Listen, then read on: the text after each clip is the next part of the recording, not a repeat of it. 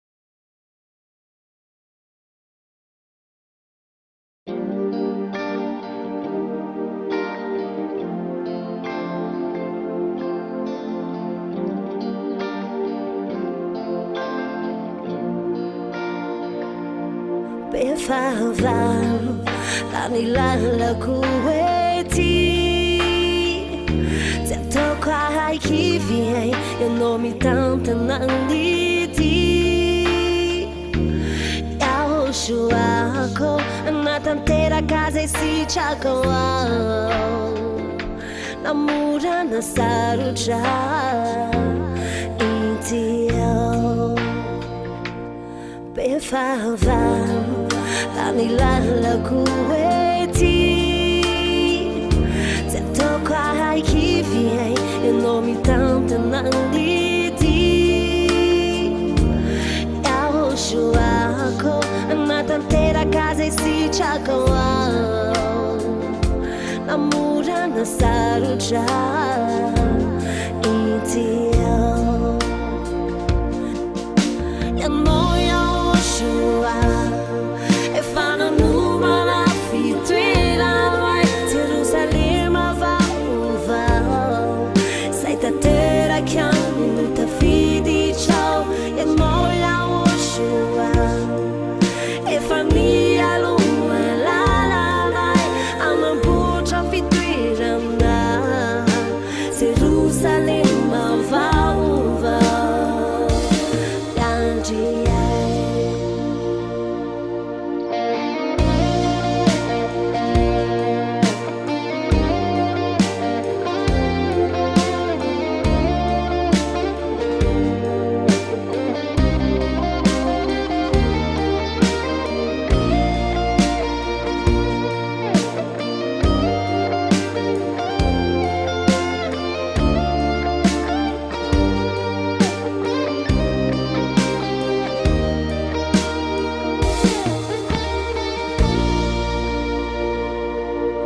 atukinao amilalako ety tiamary tokio ianao mitantana an'ity yahosoako natanteraka zay sitrako ao namorana sarotra ity ao ianao yahosoa efa nanomana fitoerana Jerusalema vaovao zay tanteraka aminy tafiditrao ianao yahosoa efa mialoha lalanay amamboatra fitoerana Jerusalema vaovao yandriay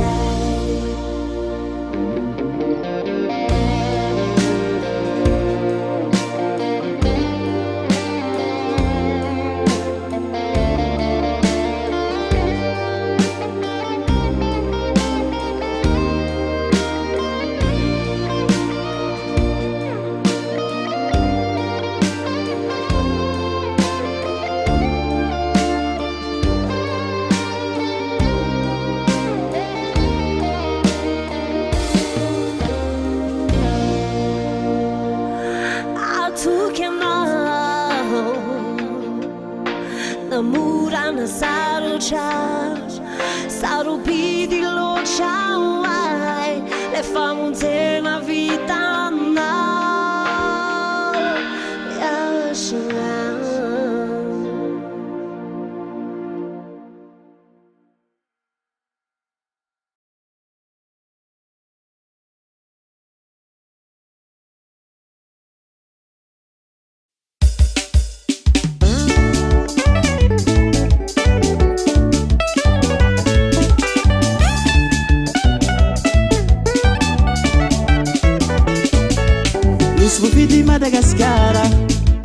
Nus bufidi Madagascara Ni Malagasy zao nolahara afaka mifaotana somatsara Nus bufidi Madagascara Nus bufidi Madagascara Ni Malagasy zao nolahara afaka mifaotana somatsara Bisuru ne budita Niyaina tsipanuta Miaraka amine hosoa afaka mifaota Bisuru ne budita Niyaina tsipanuta Miaraka amine hosoa afaka mifaota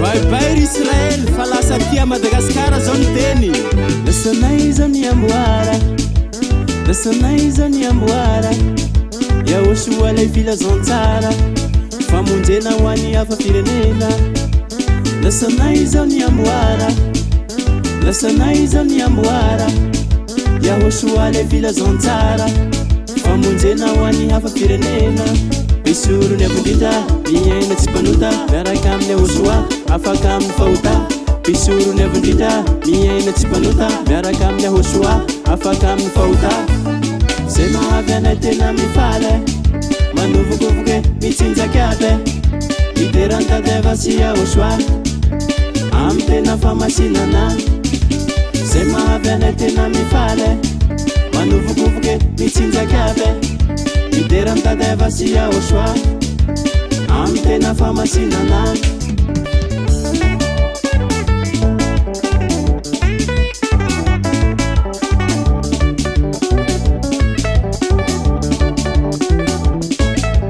ravanesany devoly fa eto izao ny avy any ambony ambassadeur ny soazedia Elia manafaka amin'ny fahota ravanesany devoly fa eto izao ny avy any ambony ambassadeur ny soazedia Elia manafaka amin'ny fahota pisoro ny abondrindra miaina tsy mpanota miaraka amin'ny ahosoa afaka amin'ny fahota pisoro ny abondrindra miaina tsy mpanota miaraka amin'ny ahosoa afaka amin'ny fahota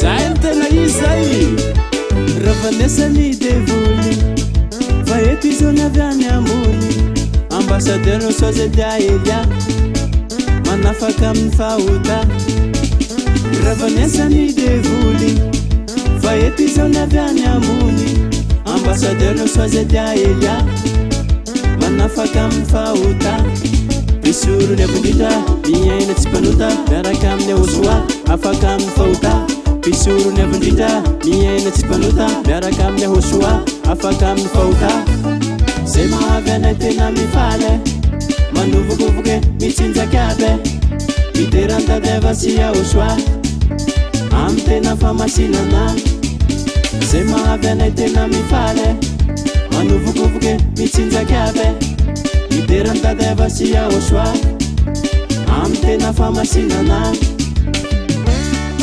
isaotsanao iahosoa fanony amin'ny ranao latsakiny lasa pisorona ny jentilisa manome vonaitsanao eo tsika pisorony avy indrindra pisorony avy indrindra pisorony avy indrindra pisorony avy indrindra eo zay mahavy anay tena mifaly manovokovoke mitsinjakabe iterantadeva sy ahosoa amy tena famasinana zay mahavy anay tena mifaly manovokovoke mitsinjakabe iterantadeva sy ahosoa amy tena famasinana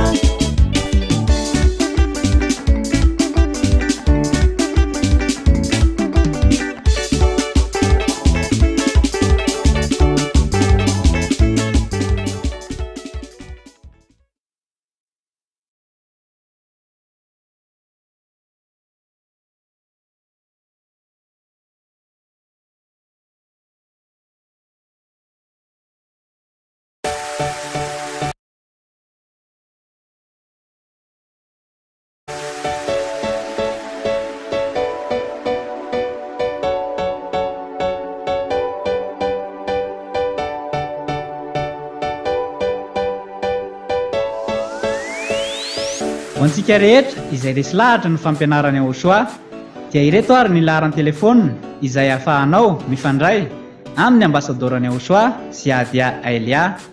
Numéro WhatsApp plus 261 32 86 663 98 plus 261 32 86 663 98.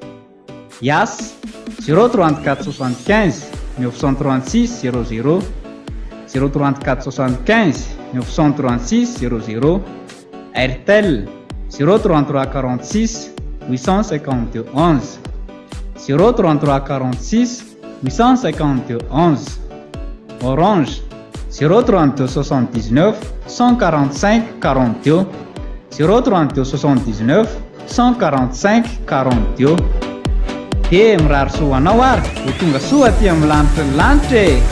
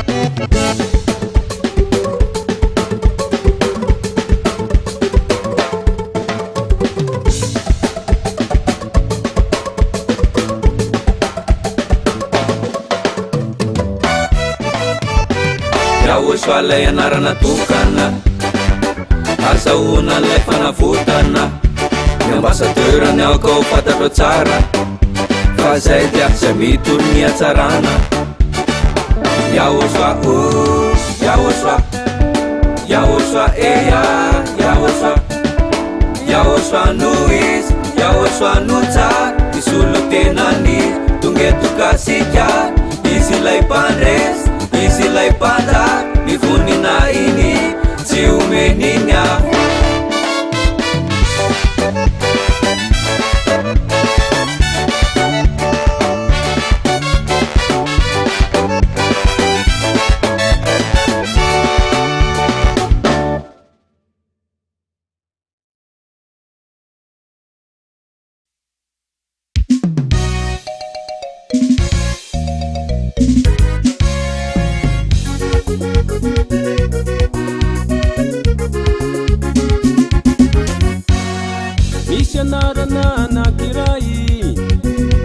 na faindro itindray nianarany aosoa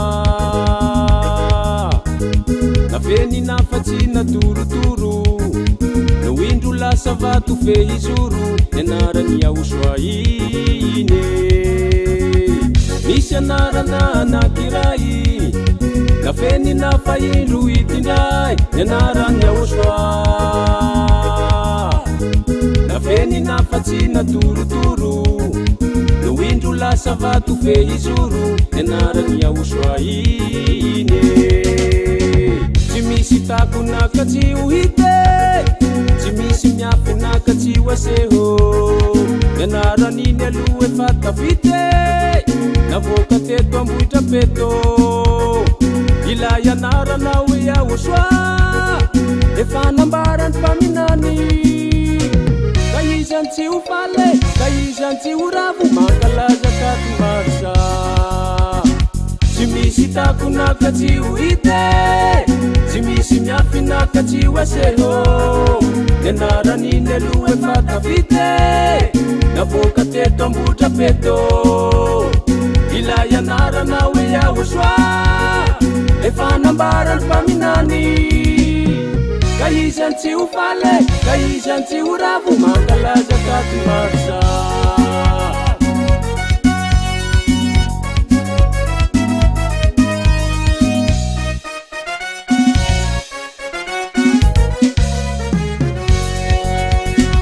anarana mitondra famonjena nanavotrany hafa firenena nianarany aosoa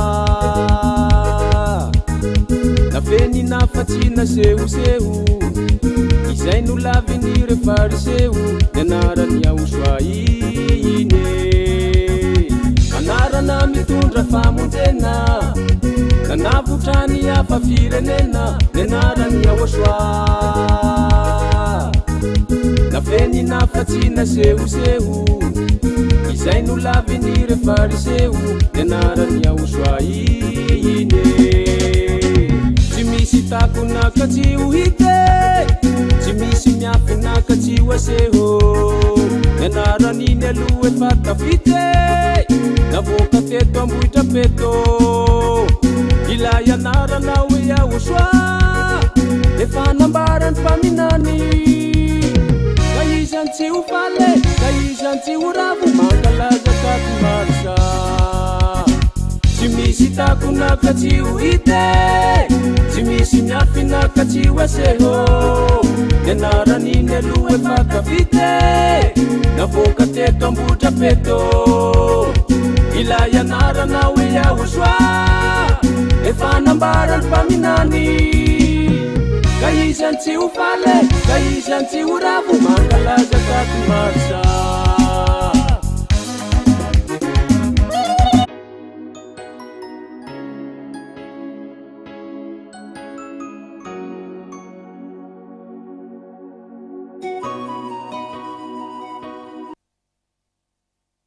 tonga amin'ny fotoana indray tsika izay azontsika miroso amin'ny toyny fampianarana larana fa 5:10 ny fampianarantsika indray amin'ny teny ity mandroso totokantranonao ny ambassadeur Aosoa Ziadia Elia avy atrantsika dia iaraka ivavaka indray amitaka ny teny eo ampelantanan'ilay avo indrindra ilay anaran'ny zao rehetrarehetra zao ny any amin'ny lanitra ambony lanitra lanitra ary le tia-tany sy rehetra momba an'izany ary ivavaka atsika sotra betsaka dada manana zay avao noho ny amin'izao fotoana izao indray izay nomenao ahafahako manambara sy mampianatra milaza ny hatsaranao sy ny asoavanao indrindra mitory ny alehibiazanao sy ny hatsarana rehetra ao aminao dada manala iava taio ty teny ity hitondra soa ny rehetra miaina indray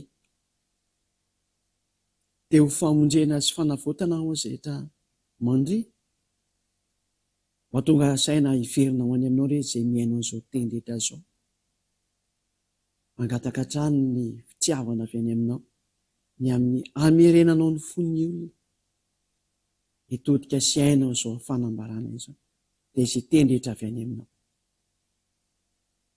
Sorabetsaka dada malala iayavao amin'ny anaranao Jehosoa nanaovana ny vavaka sy ny teny rehetra. Halleluja, amen. Amerina miaravantsika rehetra ny tena koa ny ambassadeur Jehosoa sy adia Elia. Ny fampianarantsika dia mahintsika tsara ny lohateny hoe loza fanafangaron'i Jesosy ny fanekena taloha. Ilay atao hoe dity folo zany tamin'ny fanekena vaovao.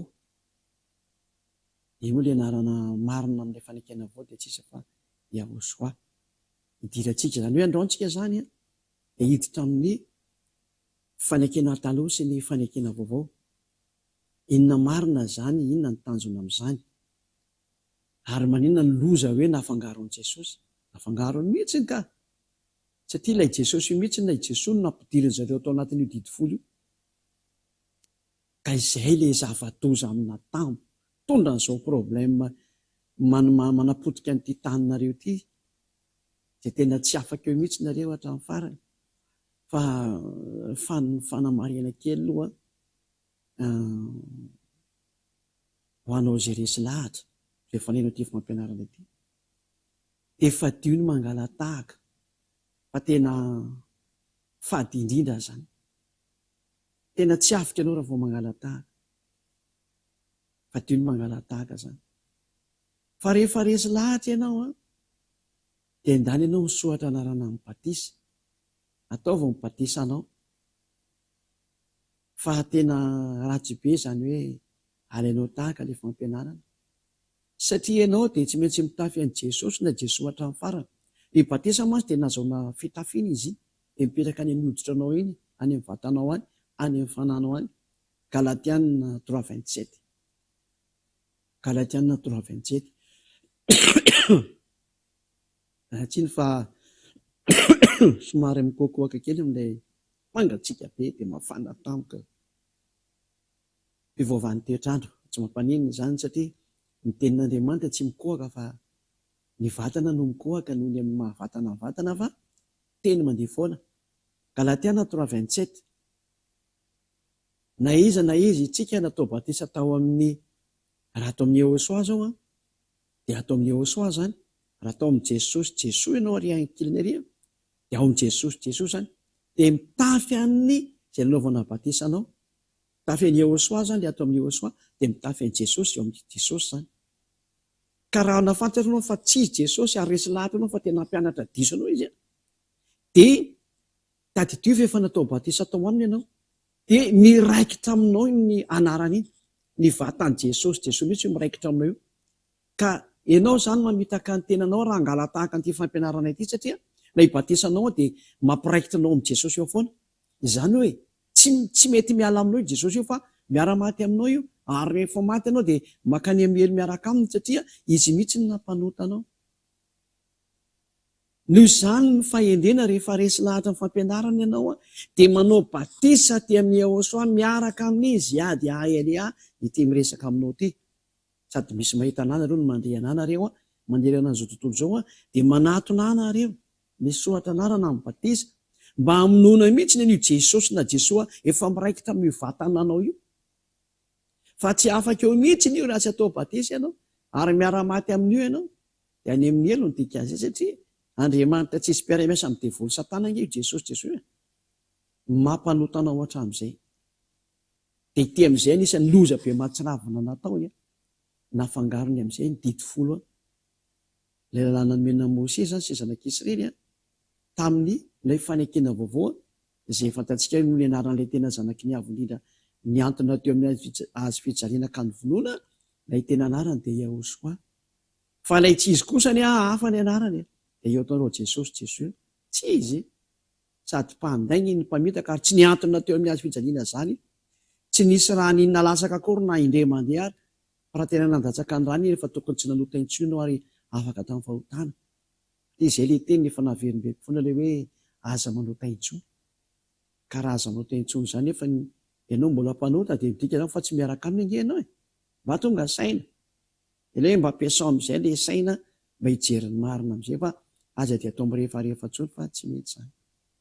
Na ho ary inarany tanjona n'ilay fanekena taloha na ny fanekena didifolo ino mantsy le taloha iny ny tanjo ny fanekena zany dia miara-manolotra ndray tselo manao sarosarotsika ny tanjo ny fanekena anankiray ny tanjo ny fiarahana amin'Andriamanitra io dia ianao tsy hanota satria izy milaza fa izy tsy mihaino mpanota zay ny nandroana ny devoly tany amin'ny lanitra tany tsy mihaino mpanota io Andriamanitra Abrahama io ka dia adalanao izay mbola te ho mpanota zany ka ny tanjo ny Andriamanitra io zany rehefa nanome reto fanekena reto izy na ny didifolo zany tamin'ny andro voalohany tamin'ny fiarahana voalohany tamin'ny zanak'Israely dia mba hatonga ny zanak'Israely ho lasa tsy manota intsony satria rehefa mpanota dia tsy mahita anazy ary tsy miaraka aminy zany.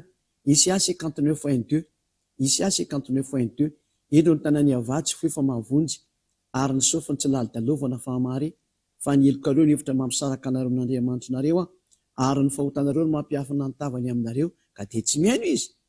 Raha izany teny Isias 59:2 mapetraka kely teknisianina ny teny rehefa miteny ohatran'ireny fa tsy atao ela be fa mipetraka anazy nareo zay mba hitan'ny olona reny atoko sendiny reny zany. Io zany dia milaza mihitsy fa tsy mihaino mpanota io Andriamanitra io. Jaona 9:31 Jaona 9:31 fantatsika fa Andriamanitra tsy mihaino mpanota, tsy misy Andriamanitra mihaino mpanota zany mihitsy zany. Ary amafisina ao amin'ny Jaona voalohany toko 7:5 sy 9 Jaona voalohany 3:5-6 fantatsika fa izy no naseho anaisitra ny ota ary tsy mba misy ota ao aminy fa izay rehetra mpanota dia sady tsy mahita anazy no sady tsy malana azy. Zany le voalazany teny zany zay.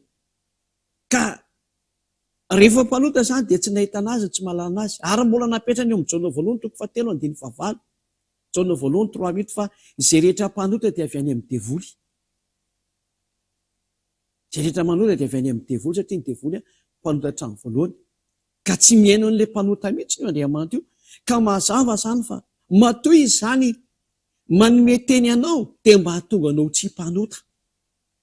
Ary zany ilazako hoe ny ahafantarana an'io Andriamanitra Abrahama io amin'ny ty anarana be dia be fa navoakanareo olombelona ty mantsy avy any aminareo mpanota anie io anarana avoakanareo tsy misy Andriamanitra marina voaka ny vavanareo zany fa ny Andriamanitra Abrahama tena marina dia ilay mahatonga ny olona tsy manota ny tanjona ny anarany dia navoaka ny tsy mpanota avy any aminy Elia zany Ziadia Elia ary zay niaraka tamin'ny Ziadia Elia dia Elia dia tsy nanota intsony. Zany no porofa tena amin'ny alalan'ny vavany Ziadia Elia ny voazany Andriamanitra marina izany fa tsy avy any aminareo mpanotareo mihitsy. Ary Ziadia Elia namoaka an'ilay anarana marina Iava izay mahatonga ny olona tsy manota intsony rehefa tafaraka amin'izany Andriamanitra marina izany lasa tsy manota intsony. Ary eto moa za dia efa anindry mafy ihany rehefa kelikely ao amin'ilay hoe io Andriamanitra io tsy maintsy tsy azo tonoina ny anarany. Io zany dia aza manontony ny anarany Andriamanitra io. Ny mpanota tsy mahazo nono ny anarany zay dia marina mihitsy izay. Vavana mpanota ve ivoany anarany io Andriamanitra masina sy marina io tsy mahazo avoaka ny vavanareo zany. Fa raha Elia kosa ny tena mahavita mamoaka an'ilay anarana ary afaka miantso ilay anarana. Ao anatin'ny bokinareo ireo hoe fa izay miantso anarany avany no vonjena nge ngao tsy anatin'ny bokinareo zany. Ndao kiavatsika aloha zay teknisianina ndao tsika aloha jery an'izay teny zay izay miantso anarany avany no vonjena. Somary jery kely an'izay tsika aloha. Zao misy an'iny.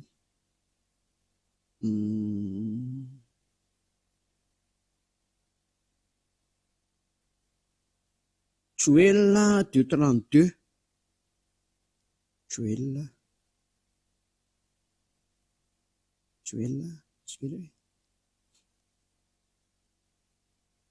amariko an'ilay olona miteny tsy azo atsony anaran'io Andriamanitra io nareo mpanotako dia fotsiny ny valina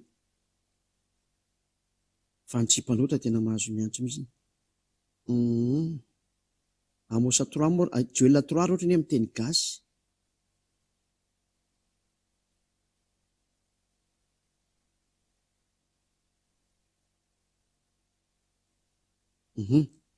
Joël 3:5 izy fa miteny frantsay ilay Joël 2:32 teo fa miteny frantsay izy Joël 3:5 zany. Joël 3:5 ary nazovo ny antso ny anarany ava dia ho afa mandositra izy. Azo atao tsara mihitsy miantso anarany fa tsy ny mpanota ny afaka hiantsontsona azy fa ny olona zay tena miaraka amin'ny sy tia anazy dia afaka miantso azy tsara mihitsy. Fa ny dikan'le teny arika hatramin'ny didy folo are hoe aza manontonona foana ran'Andriamanitra anao dia tsy tokony ho tontonono fahatany le anarana ny tiana tenenina amin'izany. Hoe any amin'ny boîte de nuit ianao ny antsoantso an'io anarana io na arika hatramin'ny fimamonao ary arika hatramin'ny inona moa arika hatramin'io filazany ireny. Bara any amin'ny bary ianao ny andeha antsoantso anarany, tsy mety inge izany e. Any fanaovanao an'ilay balinanao ary ianao ny antsoantso an'io anaran'Andriamanitra io, tsy fanao izany. Izay ny voalaza hoe aza manontonom-pony anarany Andriamanitra anao, fa tsy miteny mihitsy hoe tsy azo antsony io anarana io. Ajereo nanaovan'ilay devoly anareo rehetra hoe tsy azo antsony io anarana io, dia amin'izay nareo tsy vonjely.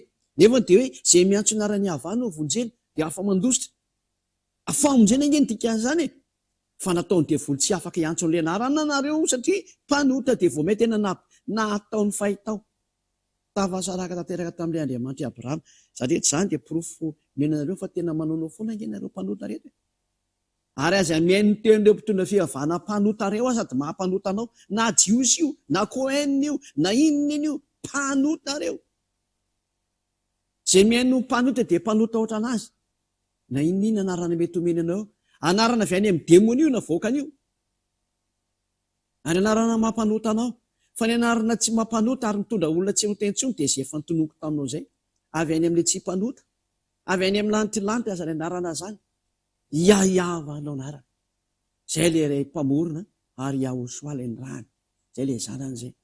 Ao tsika hiditra amin'izay ilay resaka voatoaty-resaka tsika hoe tsy mihaino ny mpanota marina izy dia ndongo tsy rehevantsika amin'izay resa moa izany izy teo. Voilà dia tsika ampidirina amin'izay izay teknisiana. Tanjon'Andriamanitra izany dia lasa tsy mpanota izany. Izany hoe tanjona izany fitany tsikotsipika anie izany hoe lasa tsy mpanota. Objectif izany dia izay tsy mpanota. Noho ny amin'ireo tenin'Andriamanitra efa vita benoko anareo teo izany.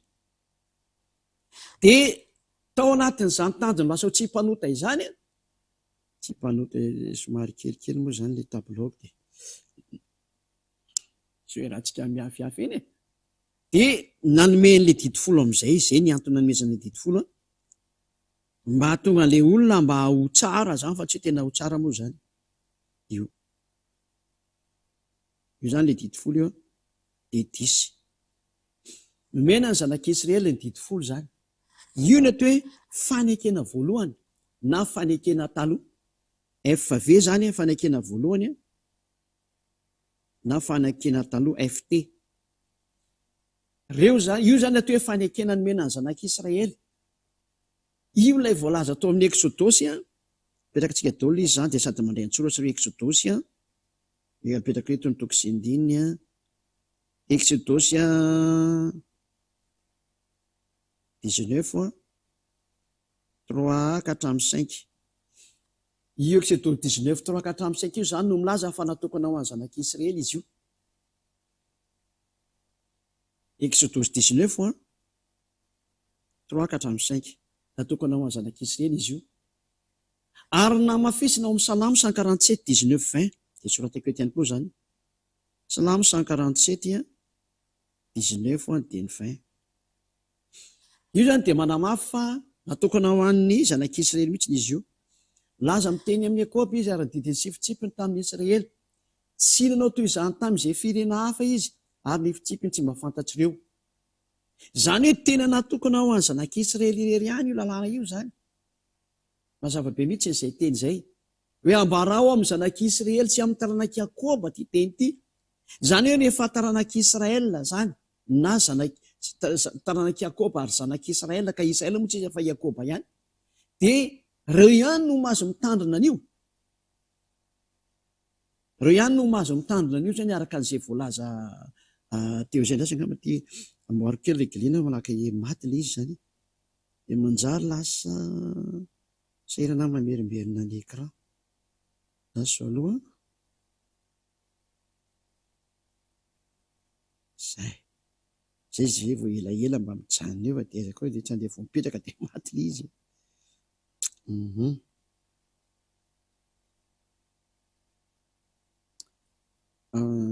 Aiza moa izany?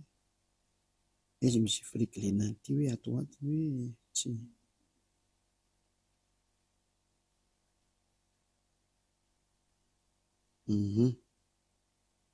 fa tsy maty fotsiny izy aloha elabe zany fatrande any mampalakilaky anatsika de eto zany tsika de mahita hoe natokana ho any zanak'Israely ary ao amin'ny tany Kanana rery any iny azo tandremana izay zany ny kaliten'io fanekena didifolo io na fanekena voalohany fanekena voalohany zany toko aleo ataontsika hoe fa de misy mamaky eo vovô FV1 fanekena voalohany zany na fanekena taloha na fanekena didifolo zany F10 zany teo aloha filaza anazy zany fanekena didifolo zay natokana ho zanak'Israely de rehefa avy eo indray tsika toizantsika any le teny dia ao Israely rery any ny azo tandremana zany ty fanekena ty ao Israely ihany izy io ny azo tandremana Deutéronomia 9:1 ary apitsika ny Deutéronomia 4:12 hoe ity zany ny teny mandrafitra an'io didifolo io zany hoe izao didy zao dia nomenanao ry Israelianina mba arahanao ao amin'ny tany sy nomenanao lovanao amin'ny andro rehetra iainanao teo ambonin'ny tany zany hoe tsy azonao entina ny France tsy azonao entina ny Angleterre tsy azonao entina ny Amerika na ny Madagasikara na ny Japon fa raha manao an'izany anao de tena mpanota ary mpandika lalàna ary mitsipy makany amin'ny ela mihitsy ny lalàna zay tsy azonao tao zany miditra ao anatin'io fa fanekena io ary misy didy ao anatin'io araka ny boky eo amin'ny Deutéronomia 4:2 ataoko ngeda be eto Deutéronomia 4:2 de zao le voalaza hoe aza ampianareo ny teny de aza inesoroanareo ny teny asiko cadre maitsomaitso mihitsy izy hitanareo rehetrarehetra hoe io teny io zany de tsy azo anampiana tsy azo niesorana zany hoe natokana ho any zanak'Israely izy io de tsy azonao idirana ary zao tonga vovakina le didifolo de zao hoe zao ny Andriamanitra zay nitondranao ny ala avy tao amin'ny tany Egypta tao amin'ny trano nandevozana de ahona moa zany mampitombona an'izany teny zany tokoa raha aminao satria lasa mampandainga an'Andriamanitra ny izy ary laha n'Andriamanitra aza mandainga raha ohatrany ka hoe nanomeanao hafafirinana io satria lay teny tsy azo anampiana tsy azo anesorana no ngevakitsika raha le teny no ngevakitsika teny zay ao amin'ny bokin'ny Exodosy Exodosy 20 no ngevakitsika le didifolo hoe mety aminao tokoa ve zany ty teny ty Exodosy 20 nge mba avoakatsika eo teknisiana zay 9 Exodosy 20 izao ny avahandriamanitra ao zay nitondranao nivoaka avy tany amin'ny tany Egypta tamin'ny trano nandevozana de apetraka aminao ara ny fanontaniana ianao zay mahita sy mandre io ve mba tao Egypta ianao ara iza le namoakanao tao Egypta fa ianao raha olona mipetraka ny Fransa na ny Madagasikara na Angleterre na ny tsy haiko zay petrahanao fa sy tany Egypta zany ianao de tanao za fa efa nampandainga an'Andriamanitra ianao tao amin'ny trano nandevozana aiza zany lony tranonao ka nampandevanao tao Egypta zany na ny razambenao mba meo anankeny nge ny lony tranonao tao de tanao fa tsy manana an'izany ianao zay le hoe tsy natokana ho an'ny hafafirenena io fa natokana ho an'ny Israeliany ery ihany de zay rehetra tany Egypta tamin'io fotoana io le izy zay zay rehetra tao Egypta ihany no afaka amin'ny teny io fa rehefa sy tany Egypta zany de akombony ny vavanao fa mpandainga sy mpamitaka ianao ary pisinoky an'Andriamanitra mihitsy ary mampandainga an'io Andriamanitra Abraham io ianao ary zany no mahadevoly ianao tsy menatra misoloky amin'le teny ary mamitaka fotsiny amin'le teny ianao satria mantsy ianao ampandoa an'le mpafolo karena ary pastera sy mopera zany mahatonga anao manao an'io nge de mody fitahanao amin'ny tony didifolo tony le olona satria any ny afanao maka an'le mamona tsy marina riam-badika any afetsendeamony mihitsy fa ngana natokana ho anareo olombelona akoatra ny Israely any io didifolo sy lanamose io tsy natokana ho anareo mihitsy nge mazava io teny io iza zany ny afaka miditra ao ny hafafirenena satria vo manomboka le teny de hoe izao ny avahandriamanitra ao zay nitondranao nivoaka avy tany amin'ny tany Egypta tamin'ny trano nandevozana de efa trany de efa nandainga ianao fa tsy tao ianao trany de efa misy loky mandainga mpamitaka zany daholo ianao ary tsy magaga fa raha ianao mpitondra fivavahana na mpianatra an'io de zay miaraka aminao mpandainga sy mpamitaka ohatranao daholo ary io no mampanota anareo mianakavy fa miaraka miely kosa ny tena hafa mihitsy tsy mety manota satria tsy mety mandika ny tony teny tony mihitsy zay miaraka amin'ny ery manana ny lalàna manokana anazy izay zay nomeny io Andriamanitra Abrahama io any hafa firenena mazava be mihitsy izay. Zay le fanekena vaovao resantsika indray rehefa avy eo. Aloha toy antsika aloha ny teny.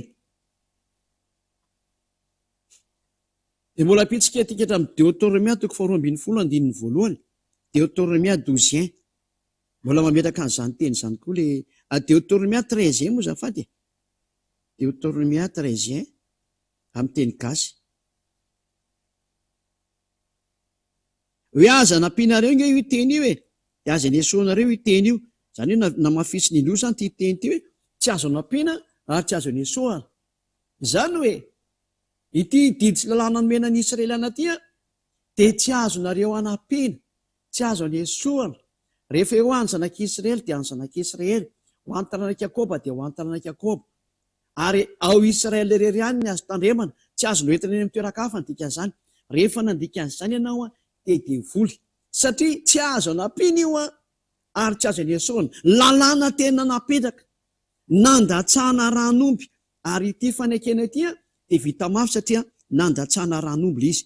Dia soratantsika eto zany ilay boky eo amin'ny Exodus 4:20 nge afaka itsika zay teny zay fa nandatsahana ranomby izy io rehefa vita zany fampahafantarana zany tamin'ny olona zany.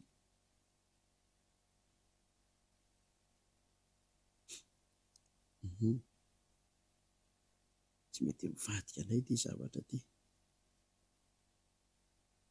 Exodus 24 andininy 7 no nomboka makitsika anazy, nomboka amin'ny 3. Dia tonga Mosè ka Exodus 24 nomboka amin'ny 3 ka hatramin'ny 8. Dia tonga Mosè ka nanambara tamin'ny olona ny teny rehetra izay nataony avà sy ny fitsipika rehetra rehetra. Dia namaly indray miredina ara ny olona rehetra ka nanao hoe zay rehetra ny teny rehetra izay nolazainy avà dia ho ataonay. Ary Mosè nanoratra ny teny rehetra nataony avà dia ny fomaraina koa izy ka nanorina altara teo ambodin'ny tendrombohitra sy tsangam-bato 12 araka ny fireneny Israely 12. Ary ny jatovy tamin'ny zanak'Israely ny rahany dia nitondra fanatitra hodorana ireo ka namono vatotsombolaty ao fanaty-piavahana ho any avà. Dia misy zany le vatotsombolaty dia ny vonoany zareo zany izy io natao fanaty-piavahana. Ary nalainy Mosè ny atsasaky ny raka nataony teo anatin'ny lovia, ary ny atsasaky ny raka kosa dia natopony teo amin'ny altara. Dia naka ny boky ny fanekena izy ka namaky teny teo anatrehany olona. Lasa boky ny fanekena zany le nisoratan'i Mosè teo. Ary hoy ny olona zay rehetra nolazainy avà dia ho atao aminay sy hoekenay. 9. Dia nalainy Mosè ara ny raka natopony tamin'ny olona. Dia hoy izy, indro ny raha ny fanekena izay nataony avà taminareo ny amin'izany teny rehetra zany. Zay any hoe sady nafafy tany amin'ny olona zany izy nalefa tao amin'ilay boky ny dikan'izany zay hoe indro ny raha ny fanekena izay nataony avà taminareo ny amin'izany teny rehetra izany. Mazava zany izay teny izay ho antsika rehetra izay mihaino sy nandre ny fampianarana teo fa tena vita mafy fanekena io, nandatsahana ranomby. Ny fanekena teo amin'ny atrehan'ny Mosè sy ny zanak'Israely teo anatrehan'ny dada Javà. Vita mafy io fanekena io, tsy azo anampiana io fanekena io, tsy azo niesorana io fanekena io. Ny fanaovana tamin'ny Andriamanitra Abrahama Javà tamin'ny zanak'Israely tamin'ny alalan'i Mosè izay efa nisan'ny Israely anay koa. Izany hoe natao didy ho an'ny zanak'Israely ary tsy afaka miala eo zareo. Raha vao mitandrina ny didy 10 izy dia efa io ray manontolo io 300 nisan'io lalàna io. 613 loa io zany ozany rehefa nanisana azy. Ka amintsika rehetra izay efa mandray amin'izao zany dia tadidio tsara fa tsy azonao kitena ao anatiny io, tsy azonao anampiana ny teny ao anatiny io, fa didiny avàn'Andriamanitra natokana ho an'ny zanak'Israely rery, ireo izay andeha tany Egypta dia izy sy ny taranany natokana ho an'ny zanak'Israely, ary ao amin'ny tany Israely rery io no azo tandremana, tsy mahazonao entina mivoaka tao fa ny tena mipetraka. Nefa ty nataonareo ty, eny ty fantian-dalàna nataonao ty iny. Dia nahenao izao teny izao ny sasany dia avy hatrany dia nangala hatrany le ty fampianarana ty dia nanova. Dia tsika koa fa tsy mitandrina ny lalàna Mosè fa mididy folo tandremana ihany, satria le didy folo teo amin'ny seza fiandrianan'Andriamanitra iny efa nazavaiko taminareo iny. Ilay hoe izao ny historan'io teny io natahotra ny zanak'Israely rehefa nandeha le teny. Ka rehefa natahotra izy dia izy ihany no teny hoe aza atao amin'ny teny aminay intsony hoe Andriamanitra io fa aleo hijanona fa ndany ianao miakatra any dia miaino izay ka ny zanak'Israely nangataka an'ilay izy dia neken'Andriamanitra ilay izy ka rehefa neken'Andriamanitra dia nampiarin'Andriamanitra ny teny fa tsy hoe koa ny nijanona teo amin'ny folo io no hoe ny folo ihany no avy any aminazy fa ny sisa tsy avy any aminazy no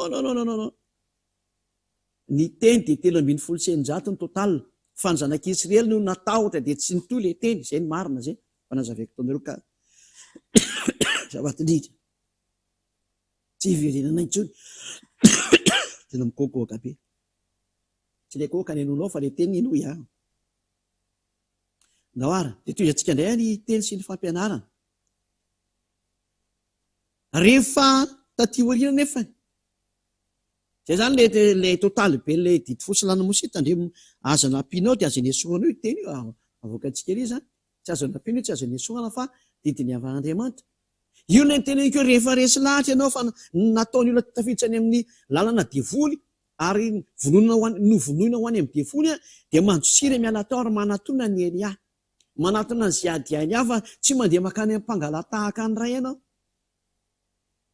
fa ny batisanao tsy afaka eo mihitsy ane zay natonga nanisaka an'ilay batisa tany voalohany hoe anao ty fampianarana ty dia resy lahatra ianao dia indefa hiavinavina ianao dia tsy manatona ny Elia fa andeha tady fiangonana rehetrarehetra any nga afaka izany nareo menakavy izy le anao batisanareo fa engenao no miraikitra tsy afaka eo zany ianao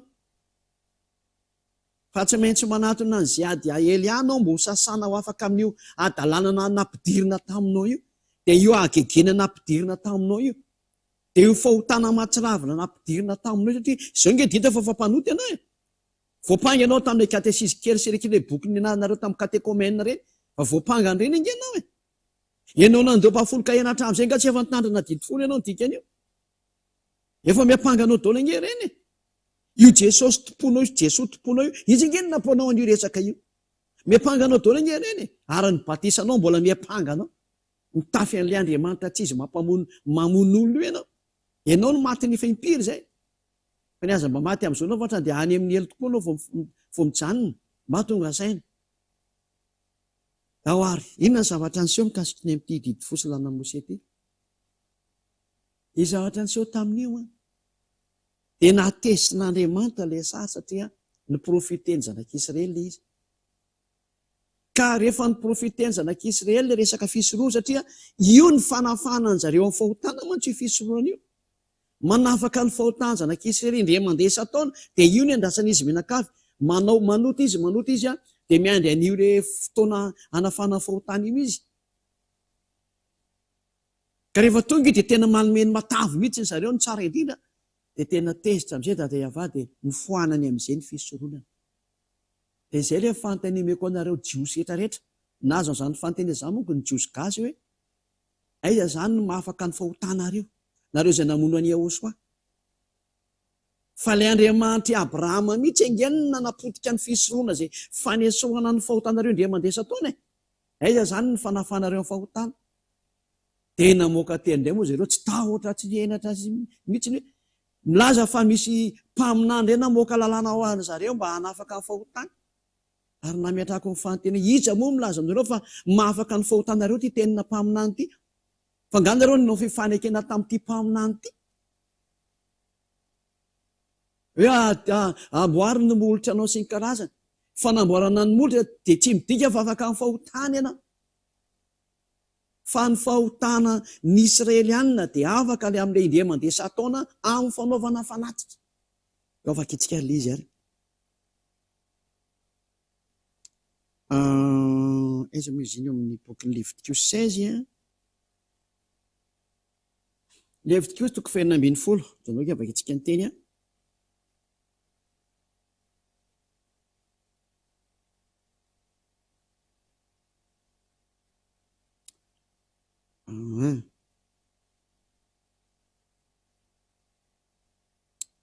Léviticus 16 ke moa 17 hitako gaga be Léviticus 16 andininy 3 manoko amin'ny 3 dia hatramin'ny 5 angamba na 7 dia zantsika dia misaoty amin'izay tsika ary izao no entiny Arona raha miditra ao amin'ny fitoerana masina izy vantotrombola iray atao fanatsiny ny ota sy ondrilahy iray atao fanatitra dorana io zany hoe vatotr'ombylahy sy ombylahy atao fanatitra loniota ary ombylahy ray atao fanatitra dorana. Dia akanjo lava masina rongony fotsy no iakanjoany ary kalsona rongony fotsy no ataony manolo-koditra. Dia fehikibo rongony fotsy no ifehezany ary amama rongony fotsy no isatroany. Fitafiana masina ireo ka andro amin'ny rano izy vao iakanjo azy. Dia ny fiangonana zanak'Israely koa 5:5 ary ny fiangonana zanak'Israely dia handraisany ondry lahy osy lahy roa zafady atao fanatitra loniota sy ondry lahy iray atao fanatitra dorana. Io zany le resaka hoe misy omby ondry osy reo izy ireo anaovana le fanatitra noho ny fahotana sy anao ny fanatitra dorana zany. Dia ody iantsika amin'izay izy ary amin'diny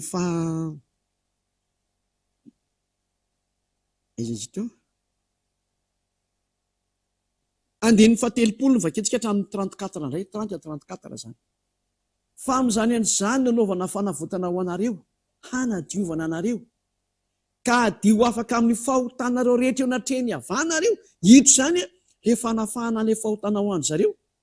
Ho tenany fitsarana ho anareo zany ka ampahorin'ny tenanareo nareo ho lalàna mandrakizay zany. Ary ny mpisorona izay hosorana sy atokana, ho mpisorona isolon'ny rainy dia no fanavotana ihany koa zany. Dia hitafy ny fitafiana rongony fotsy izy dia ny fitafiana masina. Dia anao fanavotana ho an'ny firenena, ho an'ny fitoerana masina izy sy ho an'ny tranon'ilay fiaonana sy ny altara sy ny mpisorona ary ny olona rehetra amin'ny fiangonana. Ho lalàna mandrakizay ho anareo zany. Hanaovana fanavotana ho an'ny zanak'Israely indray mandeha isa-taona ahafahany amin'ny fahotana rehetra. Tsy misy lalàna mihitsy ho amin'ny fanafana amin'ny fahotana ho an'ny zanak'Israely ho an'ny mpitandrana 10 tsy ndriko tsara. Ho an'ny mpitandrana 10 rehetra rehetra tsy misy fanafana amin'ny fahotana. Nomeny io Andriamanitra Abrahama io afa-tsy resaka fisoroana io araka ny Levitikos 16. Fanafana amin'ny fahotana zareo indray mandeha isa-taona. Tsy tany amin'ny Mose, any amin'ny Amosa zany, na tany amin'ny Joel zany, tsy afaka namoaka an'izany ireo mpaminany ireo. Le azaka zany reto mitomany Hebreo, mitomany judaisme, Joda reto zany. Fa ny fanafana anareo amin'ny fahotanareo dia io fanatitra io. Ary io le nataonareo mantsy io nataony Jiosy tany alohanareo dia manao ny tsy mety ry zareo dia miandry an'io fotoana io fotsy izy dia ho afaka amin'ny fahotana. Tena ratsy saina. Teo indrindra na tonga ny dada Iavatezitra ka tsy nankasitraka intsony ny fanatitra ary tena ny foanany amin'izay io fanatitra io ary mazava fa ninana foana voalohany ny didy folo sy lana Mose izay vita mafy dia io Andriamanitra Abrahama ihany. Izy ihany nanafoana an'io ary natao ofisialina teo amin'ny azy fijaliana izy tamin'ny alanan'ilay zanany izay ny rano hoe teo fa miditra amin'izay ny fanekena vaovao. Ady vita koa moa ny lanan'ilay didy folo ny dikan'izay. Zay fakitsika ary ny teny milaza ny amin'izany rehetra zany hoe tena foanany dada Iava mihitsy n'ilay izy satria leo be an'ilay teny izy. Dia ny foandaontsika reo amaky toko sy andiny indray aloha hikariko an'ilay toko sy andiny meno anareo za. Aiza daholo ny toko sy andiny meno anareo amin'izany dia vakitsika ao amin'ny bokin'ny Isia 1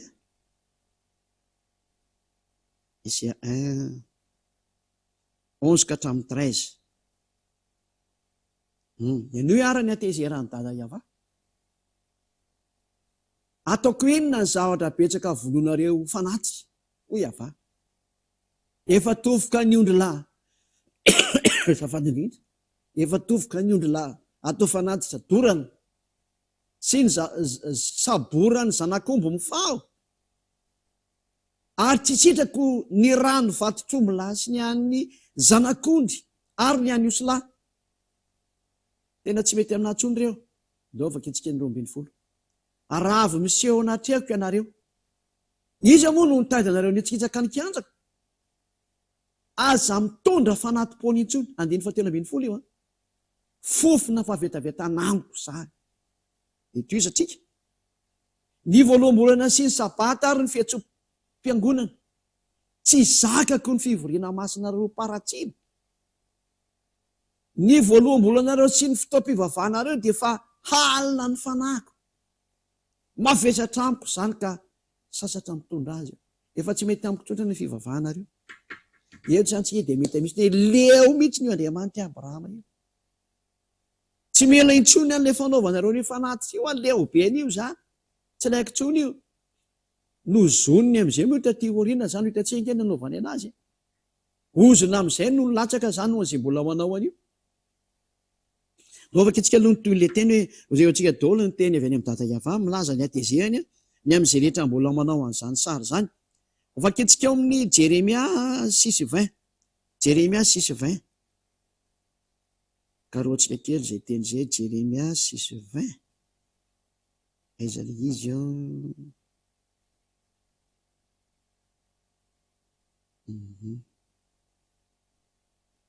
nahoana no hitondrana didikazo manompofona avy any Seba aho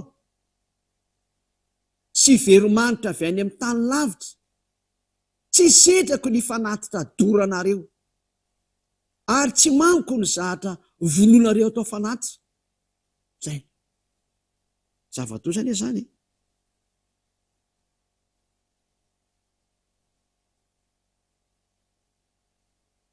oke afaka itsika nytony koa izao nolazay ny Ava mbola tezelana io indro asiako fanafotoana eo amin'ny firenena ity amin'ity firenena ity ka dia samy ho tafotoana amin'izany ny ray mba amin'ny zanany ho faty ny olona mba amin'ny namany tena atezerana izao nolazay ny Ava indro misy firenena avy any amin'ny tany avaratra dia firenena lehibe izay mitsangana avy any amin'ny faran'ny tany tsy pika sy lefina no entiny lehibe sady tsy mamindra fo izy ny feony dia mirondrona toy ny ranomasina sady mitaingin-tsoavaly izy ary vohomana tahaka ny lehilahy ho amin'ny ady hamelezana anao ry izy io na zanakavavy tena tonga hatrany amin'ny fanampotena ny Israelina mihitsy ny atezerany dada Iava tsy mety amiko tsony ny fanatitrinareo leo be ho an'io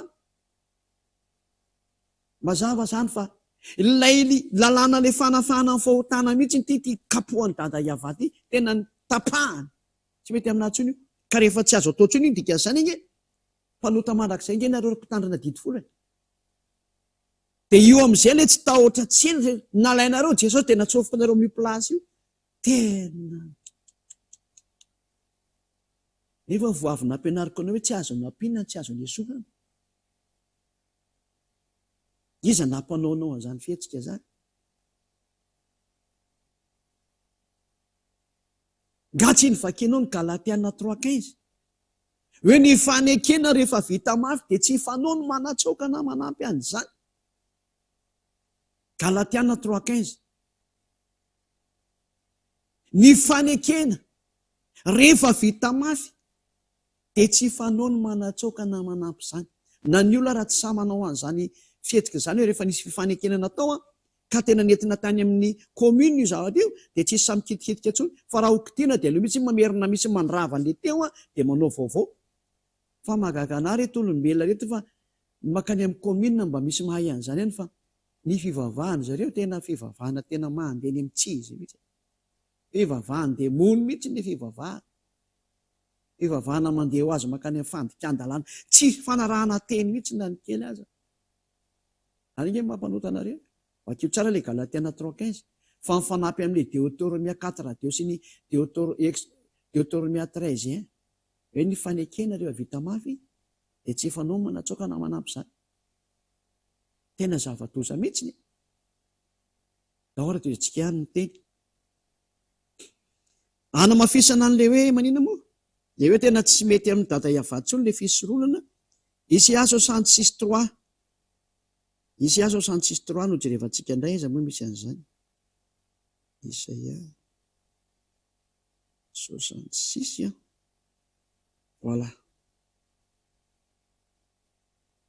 kasika amin'ity fanatitra ty any zany lefa fanafana any zanak'Esely indray mandesa taonany amin'ny fahotana inao ke jerevantsika mihitsy le teny ao amin'ny andininy 7 zay mamono omby dia ohatra ny mamono olona zany hito amin'izay le oziny hito mamono le omby ianao fa mitovy mamono olona ianao hoe zany no midika fa tsy mety amin'ny tony le fisoronana zay mamolondy atao fanatitra dia ohatra ny mamolaka vozona alika nefa ny any ivelany alika tovy amin'ny maka alika ianao zany dia olanao ny voziny raha mbola mitondratonda fanatitra eo zany ianao dia zay nitovy aminao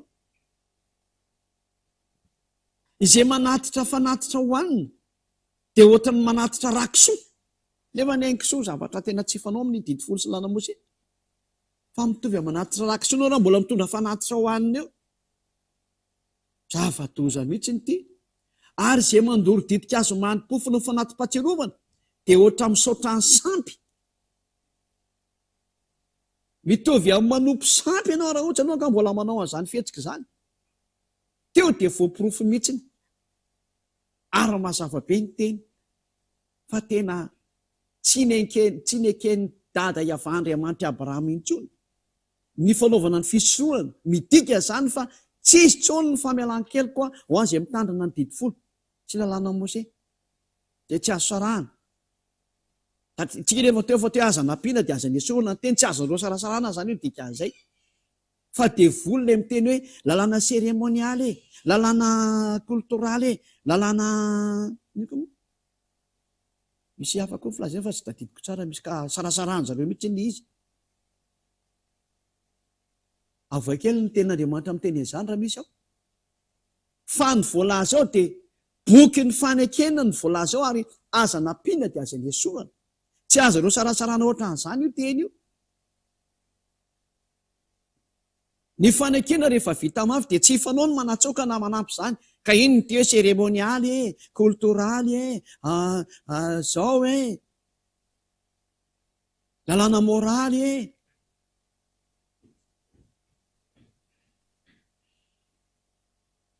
raha tena tsy mety mihitsy izany sady tsy mety ny tsy fanao ny tsy azo atao voarara ny lalàna ary ny mpandika lalàna mihitsy ny dia ny devoly no manasarasaraka ny ohatran'izany devoly reny satria rehefa nyteny izy aiza ny teny milaza n'izany fa tsy misy an'izany ange ny teny ao hoe contre n'izany ara ny teny ao hoe nisy an'izany hoe lalàna cultural lalàna seremonial lalàna moral lalàna an'izao hoe avara ny tenin'Andriamanitra amin'ny teny izany dia sady tsy mahita fa manao bodongerina mamaly fotsiny izany no mahadevoly ny devoly zany mpamoron-dainga nefa anotaina amin'izay nefa izy tsy mahay an'io akoriny izy satria ditantsika tsara ao amin'ny boky ny mpanjaka voalohany mpanjaka voalohany toko faharoa andiny fahatelo fa anaty boky rainga izy io izy misy an'izay mpanjaka voalohany izay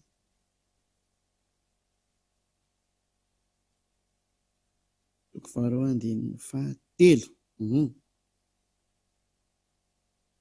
mpanjaka voalohany toko faharoa andiny fahatelo telo ny soratan Mose ty ary tandremo izay asainy avandriamanitra ho tandremana andehananao amin'ny lalany hitandremanao ny lalany dia ny didiny sy ny fitsipiny ary ny teny vavolombelona io zany le didy folo io miaraka amin'ny lalana sy ny fitsipika izy io araka ny voasohatra ao amin'ny lalàn'ny Mose mba hataonao lavorary avokoa zay rehetra hataonao zay rehetra alehanao mazava be zany fa ao anaty boky iray daholo ny teny rehetrarehetra na didy folo na lalàn'ny Mose na didy sy ny fitsipika ao anatin'io boky Mose io ary io nandatsahana ranomby ilay natao hoe aza nampiana ary aza nesoa tsy misy zany lalàna moraly zany ao ny hoe lalàna seremonialy ao na lalàna ny kultoraly ao devoly daholo no teny izany fa tsy misy an'izany akory natony lalàna Mose io tsy azo sarahana mihitsy no didy folo io amin'ny lalàna Mose fa devoly zay nanao an'izany ary amin'ilay teny sasany hoe any an-danitra ny didy folo io nge tena any an-danitra mihitsy ny mbola nampandainga an'Andriamanitra fa tsy isy didy folo zany ihany araka ny bokin'ny Deutéromia toko fahatelopolo nge vakitsikity efa namafisina daholo motony Deutéromia 30 nomboka amin'ny 11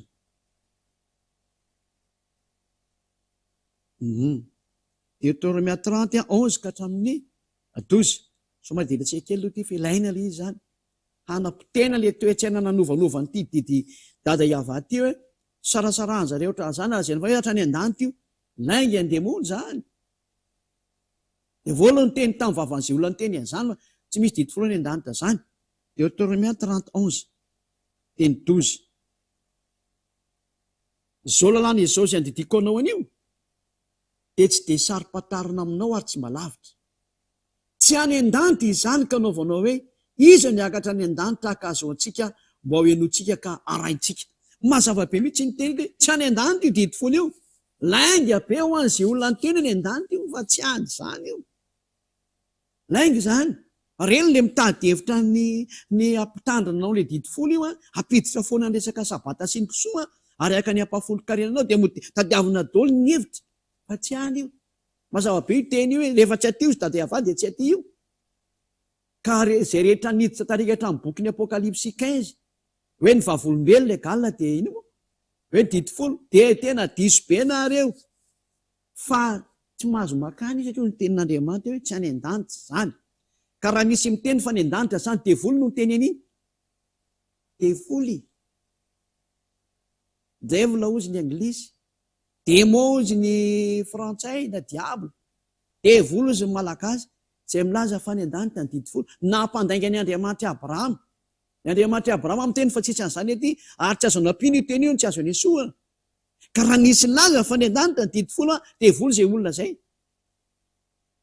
adalanao izay araka amin'io devoly io fa devoly io olona io, ary izay nampianatra an'izany dia olona devoly miaraka amin'ny mpiara-miasa amin'ny devoly, adalanao izay araka aminazy io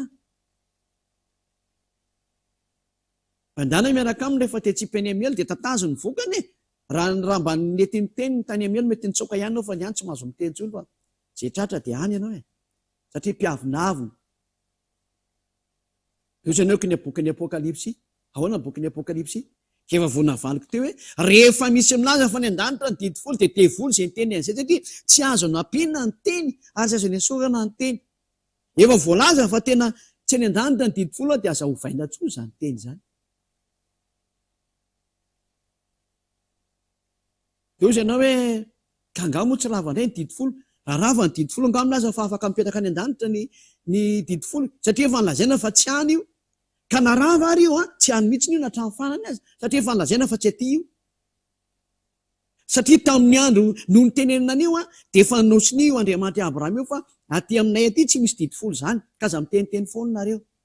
Dia tsy hoe rehefa nyravany dada Iavaly izy dia tendreny hoe lasa niverinanina izy. Tanao izany ma devoly ny devoly, devoly ianao raha manao an'izany satria miverina hampandaingan'Andriamanitra ianao. Satria tsy mba olo izy ka handaingana zanak'olombelona ka hanenina. Rehefa miteny izy hoe tsy aty dia tsy aty hatramin'ny farany io. Ohatrany hoe mba mia fanazavana kely ary amin'ny Apokalipsa 15 mba hijerevako an'izany teny izany dia tsotra kely ny valiny. Io Apokalipsa 15 io dia tsisy akory ilay vavolombelona ao fa Yehoshua, tsy didi folo izany. Fa nareo no fitahan'ny protestanta tamin'ny adika teny protestanta ery ambany hoe dia ny didi folo. Hoe no voana ny taberna kely ny vavolombelona ozy ny protestanta dia nasiany sotra ery ambany hoe dia ny didi folo.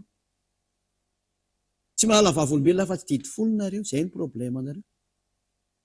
Ndova kitsikara ny ten'Andriamanitra amin'ny bokin'ny Apokalipsy eto koa. Apokalipsy ndonga hoe vakitsika amin'ny teny amin'ny teny protestanta zany zay ngamany makitsika anazy voalohany zay malaky tsara.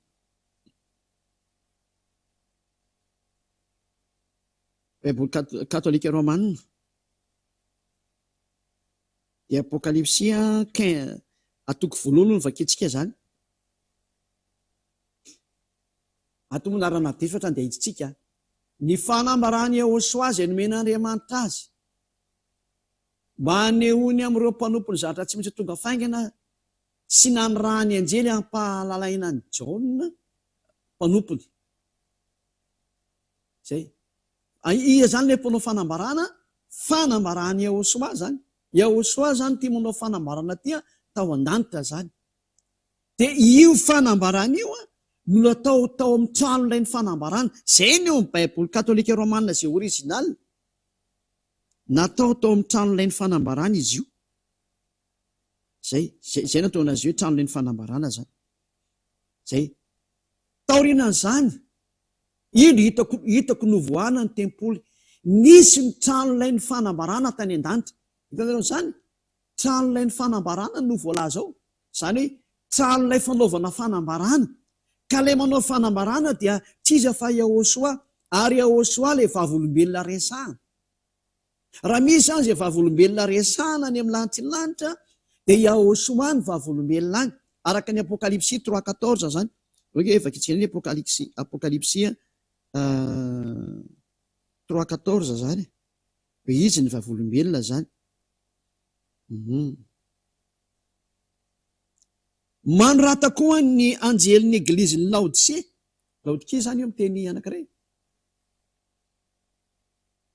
Eglizin'ny Laodicea, izao no lazainy amenina, ilay vavolombelona matoky sy marina fototry ny zavaboarin'Andriamanitra.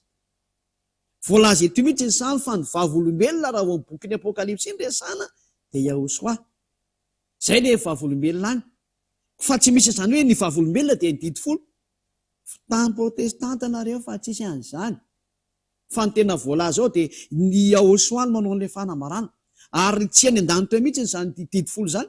Ka raha misy vavolombelona resana ny amin'ny bokin'ny Apokalipsy, Yahosoa zany resana zany. Araka ny Apokalipsy ihany mo vaketsika aminy. Apokalipsy 1:5. Ary avy amin'ny Yahosoa ilay vavolombelona matoky lamatoa amin'ny maty ary filohan'ny mpanjakany tany. Yahosoa zany ilay vavolombelona matoky. Toy efa narana diso napetraka katolika ohatra dia nahitsika amin'izay izy hoe Yahosoa ny eo. Atony ilay famitaham-bahoaka tony natonga nrehetrrehetra ho lasa mpanota zany. Ka raha misy resaka vavolombelona zany resana ao bokin'ny Apokalipsy dia tadiova tsy misy didy folo any amin'ny lanitra ny lanitra any. Fa ny vavolombelona ao dia Yahosoa. Ianareo moa zany fafitaka ilay hoe didy folo amin'ilay baiboly katolika, baiboly protestanta. Vakiko zay vao vakiko an'izay ilay ny protestanta zany tenina voanareo ty. Apokalipsy 15:5. Ary rehefa afaka izany dia nahita aho fa indro novoana ny tempoly dia ny taberna kely ny vavolombelona tany an-danitra. Dia vao nahita vavolombelona nareo dia nasiany protestanta didy folo tery ambany dia niara nijabaka ataonareo ohatran'ireny miaramila diso adresy ireny. Niara nakany amin'tsizy zava-doza amina tambo. Voafitaka ray tanàna nareo rehetrarehetra, ray fiangonana, ray trano, ray firenena. Voafitaky ny protestanta daholo nareo. Eziny namitaka anareo. Trany dia nataony nandika lalàna nareo menakavy. Iteny areo tsy any an-danitra ny didy folo, efa nareo tia milaza fa any an-danitra indray ny didy folo. Iny ny tia adalana meo papana tia. Tena tsy mba misaina mihitsy ary tsy mandinika mihitsy na ny kely aza. Ohatrany ianao tena ohatra mery fiteny, izay mihitsy anao voasitrana varaty izany, tsy sitrana zany ianao. Ka rehefa sy tianao ny sitrana dia aza mihaino fa rehefa teo sitrana dia mihaino ny Elia. Ny teninay tsy tonga amin'ny fahendrena tahaka nataonareo olombelona namonanareo nakany amin'ny elo. Fa ny teninay tsy tamin'ny fanehoana ny fahendren'ny olombelona fa tamin'ny fanehoana ny hery sy ny fanahy avy any amin'ny dada Yahova. Mba tsy ho rehanareo amin'ny fahendren'ny olona fa amin'ny fahendren'Andriamanitra irery ihany. Ary zao ny fahendren'Andriamanitra tahaka an'izao tenin'ny Elia zao, hatrany dia mamonjy sy manafaka anao. Aiza mihaino.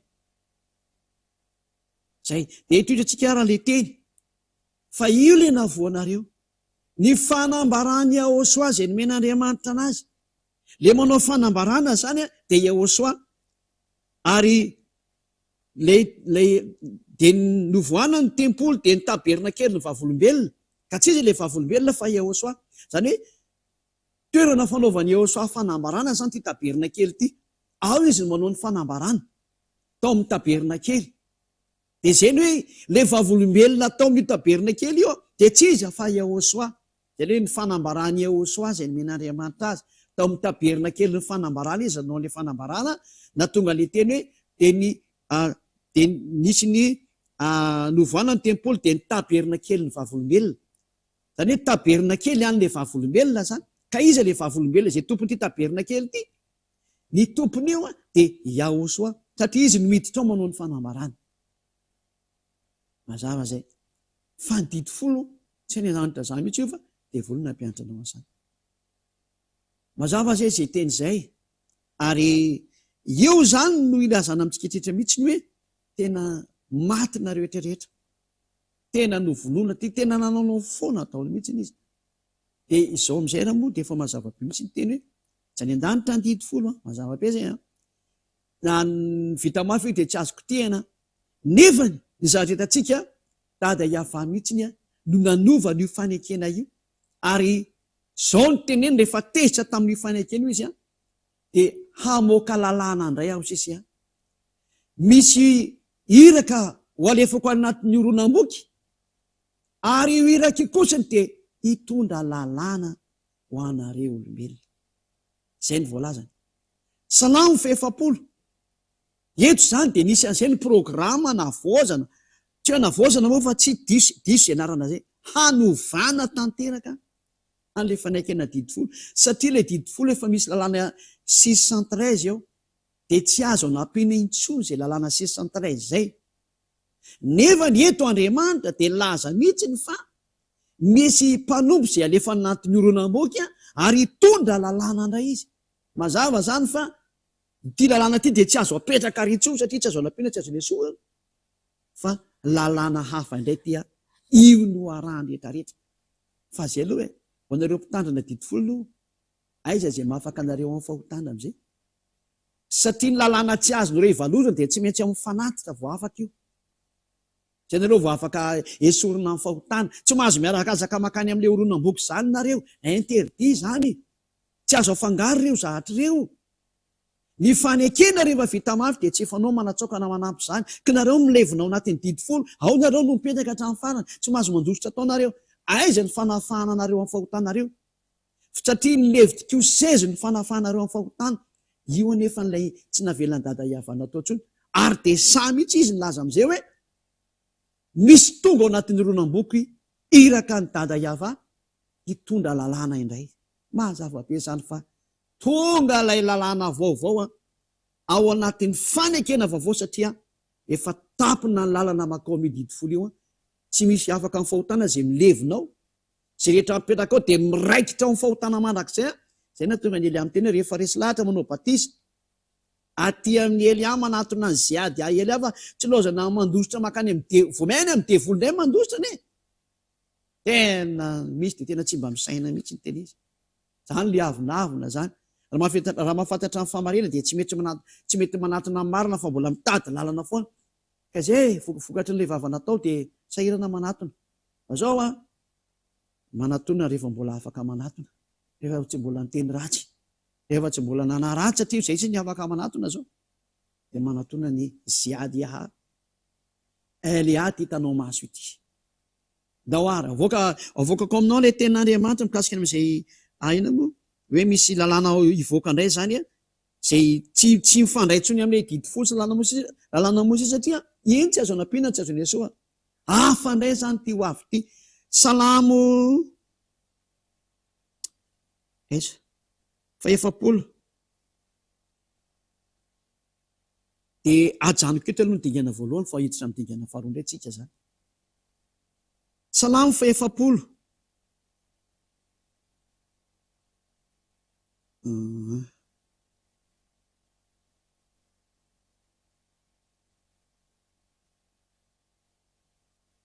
andeny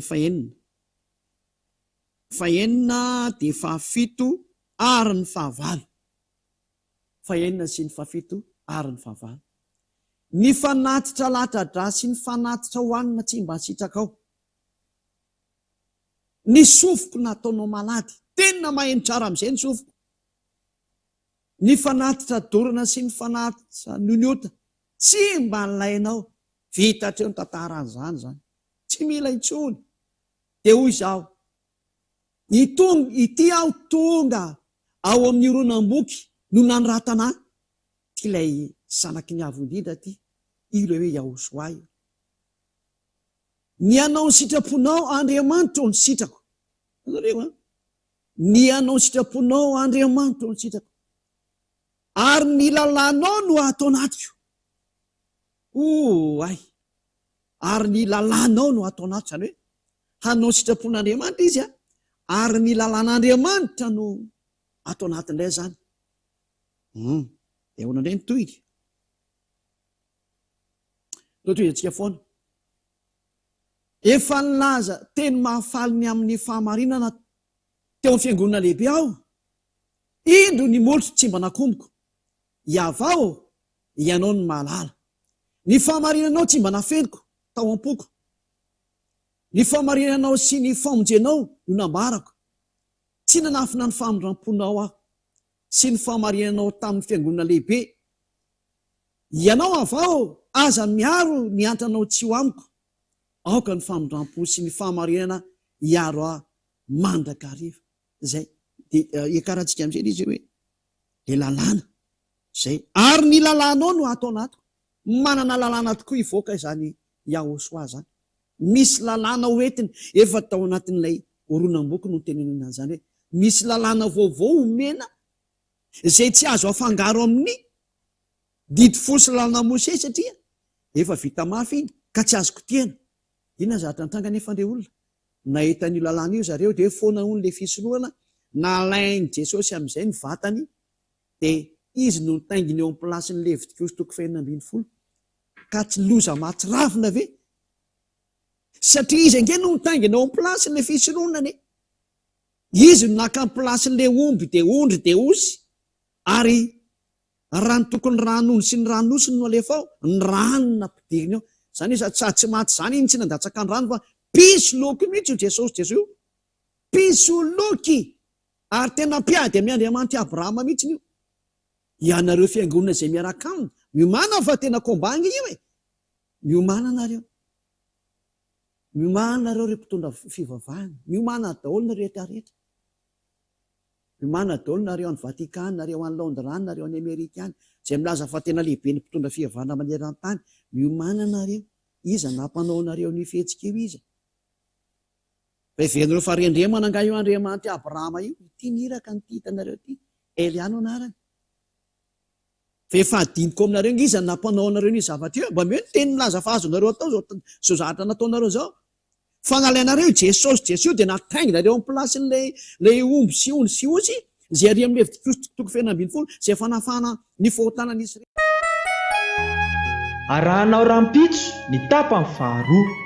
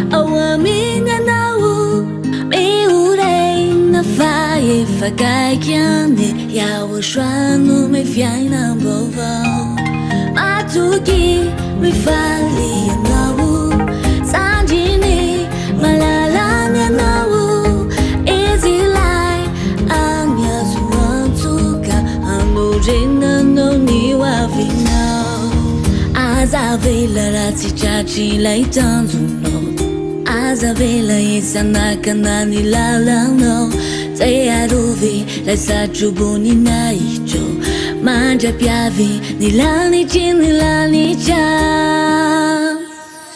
Manantu na yeyano Mia via zadezao Manja su Azamanai fa Ya woshua anja you know Manantu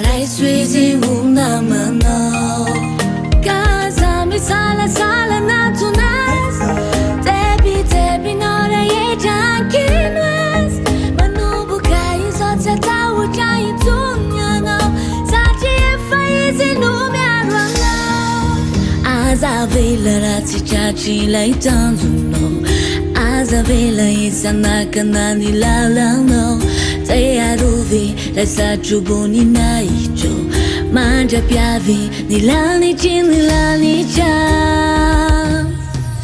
manantona ianao miavy azao de zao mandroso aza manay fa yahosoa andraianao manantona ianao miavy azao de zao mandroso aza manay fa yahosoa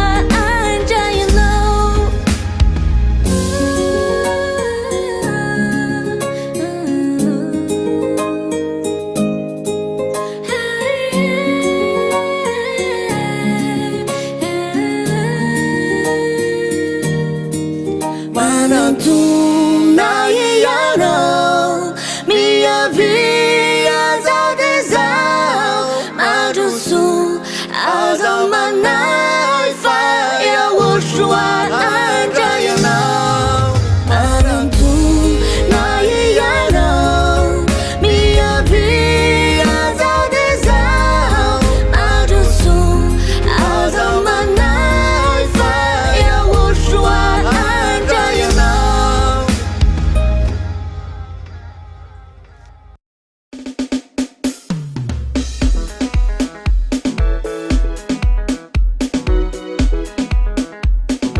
ho antsika rehetra eto Antananarivo sy ny manodidina izay maniry tia-monjy fivoriam-bavaka sy zanaky ny avo indrindra izay tarihany ambasadorany AOSA Ziadia Elia. Ny toerana misy ny fivoriam-bavaka sy zanaky ny avo indrindra ary dia tia Tamponambodrapeto faritra Itosy distrikana Tsimondrano misy azy. Koa ity ara ny toro lalana ho anao ataovy izay atongavanao eo amin'ny cité Itosy eo amin'ny terminus ny bus 133. Rehefa tonga eo ianao dia mizotra miakatra amin'ny lalana pavé mandrapatonga eny amin'ny Tsimbiandrano. Afaka mandeha bajaja ihany koa ianao miainga eo amin'ny cité Itosy mandrapatonga ety amin'ny Tsimbiandrano. Rehefa tonga eo amin'ny Tsimbiandrano indray ianao dia mbola mitohy miakatra trano amin'ny lalana pavé ankavian-dalana. Rehefa tonga ao an-tampony ao ianao dia mahita trano miloko gris sy plaque misy soratra hoe Fiangonan'ny Ayava AOSA ary Elia. Dia ao no misy fivoriam-bavaka sy zanaky ny avo indrindra izay tarihany ambasadorany AOSA Ziadia Elia. Raha toka mila fanazavana fanampiny ary ianao dia azonao atao ihany koa ny mifandray mivatana amin'ireto laharana ireto: ny Orange 032 86 663 98 032 86 663 98 037 40 836 42 037 40 836 42. Nias 034 75 936 00 034 75 936 00. Ary ny Airtel 033 46 852 11 033 46 852 11. Koa dia mirary soa anao ary ho tonga soa aty amin'ny lanitra ny lanitra.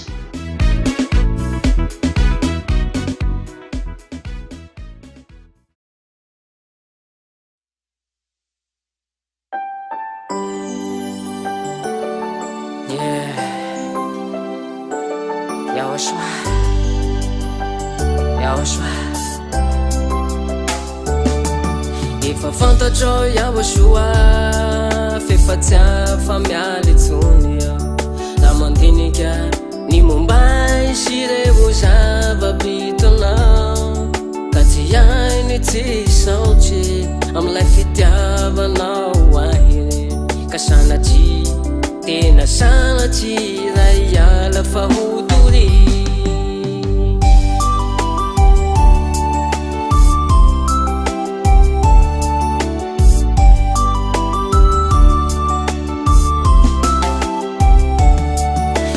Fantatro Yahosoa fefa-tsiafa miala itsony aho raha mandinika ny momba isireo zava-bitonao ka tsy hainy tsy saotry amin'ilay fitiavanao ahy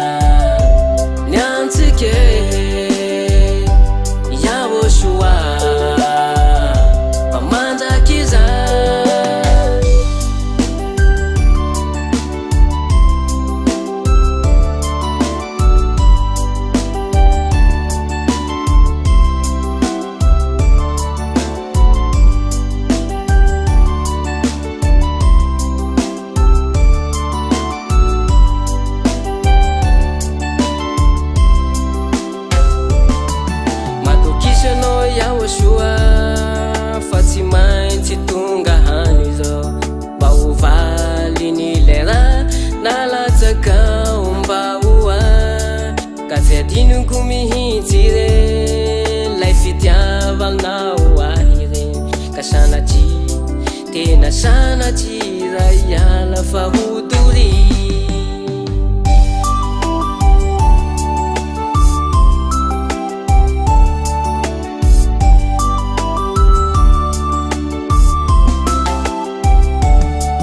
matokisanao iaho soa fa tsy maintsy tonga hany zao mba hovaly ny lera nalatsakao mba hoa ka tsy adinoko mihitsy re lay fitiavanao ahy re ka sanatsy tena sanatsy ra iala fa hodory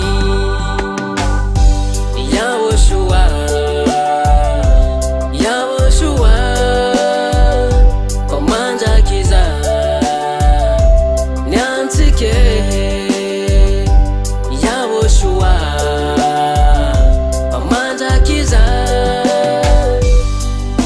misaotra ny ambassadeuranao sa sady Elia nanomeny atsarana sy ny teny tena misaotra betsaka misaotra iaho soa misaotra misaotra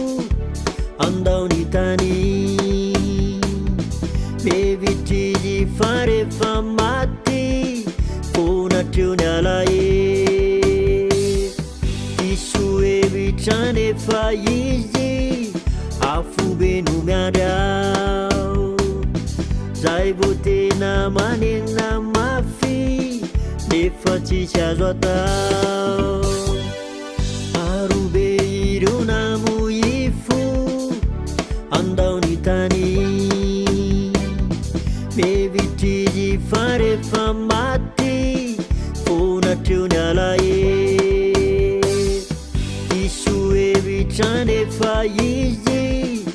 afobeno miarao zay vo tena manena mafy nefa tsisy azo atao ianao mijaly ianao mitomany ianao manta misy fanantenany vaolano anao yaosoa fianao mijaly ianao mitomany ianao manta misy fanantenany vaolano anao yaosoa efa elanany tanakofa ianao de tine mao ataony zanany malala nefianao de tsine salonao be mody amizay fa ampizainy adala ka iverina tranony ray tolay zanakada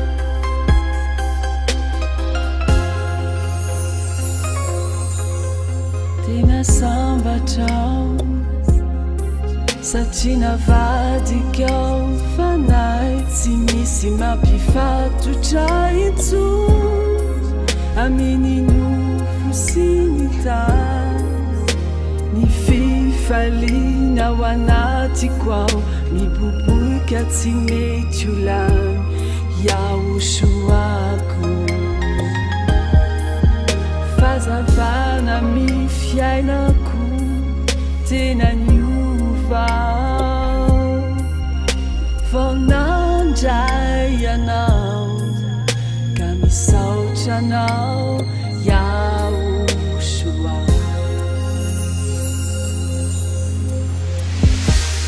faly ao miraira ny anaranao zarako aza nomenao faefana ho amiza tena tsonao ho anisany zanakiray andovilay fiainana mandraky izay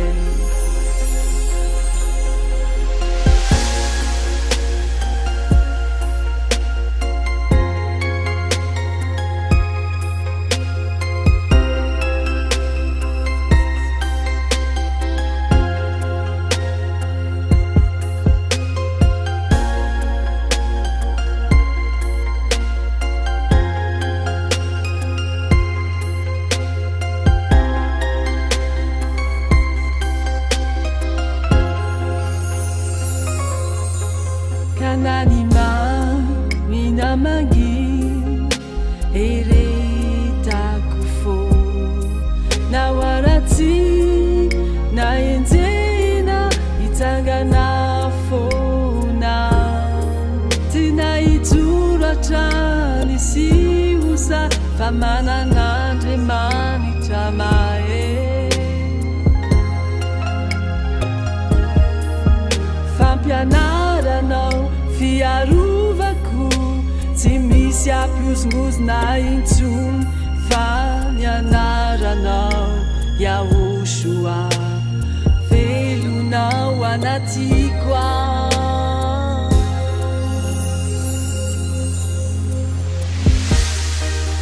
tapako ny alaliny fitiavanao tanao nikapoka sirifiry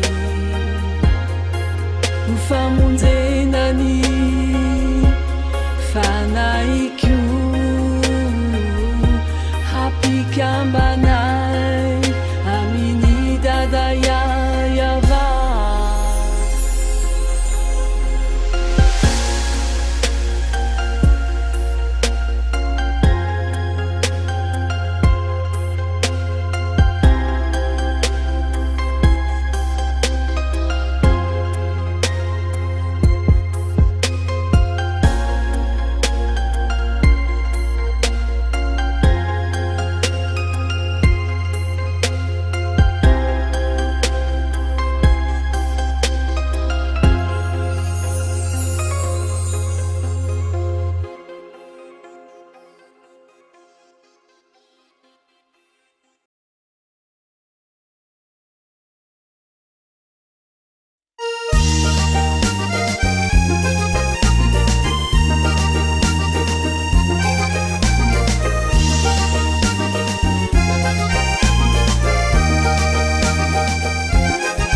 Sarobity amoka osoany fitiavana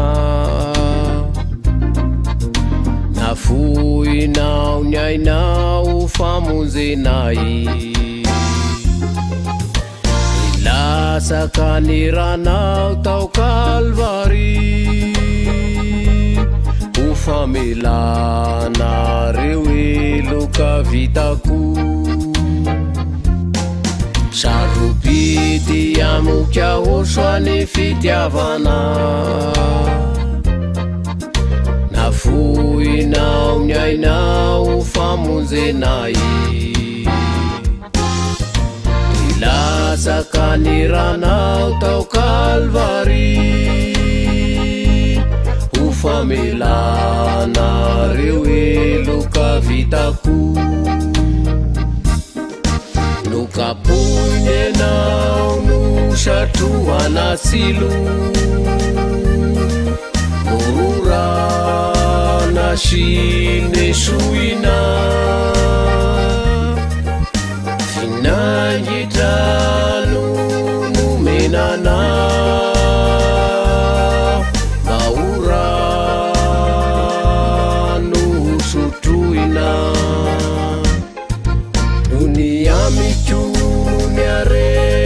Nawijani iti yao swana rakana na usiki na utumani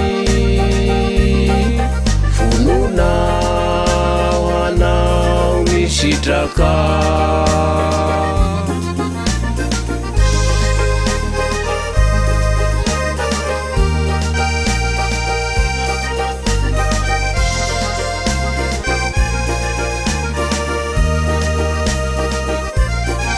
Sarobity amoka osoany fitiavana nafoinao ny ainao famonjenay ilasaka ny ranao tao kalvary ho famelana reo eloka vitako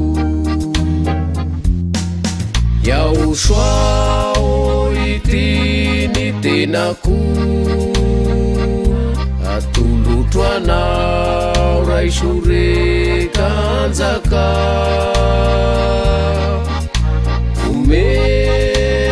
Umekwanao iti fuku Raisure ufana titrasitraka Sarobity amoka osoany fitiavana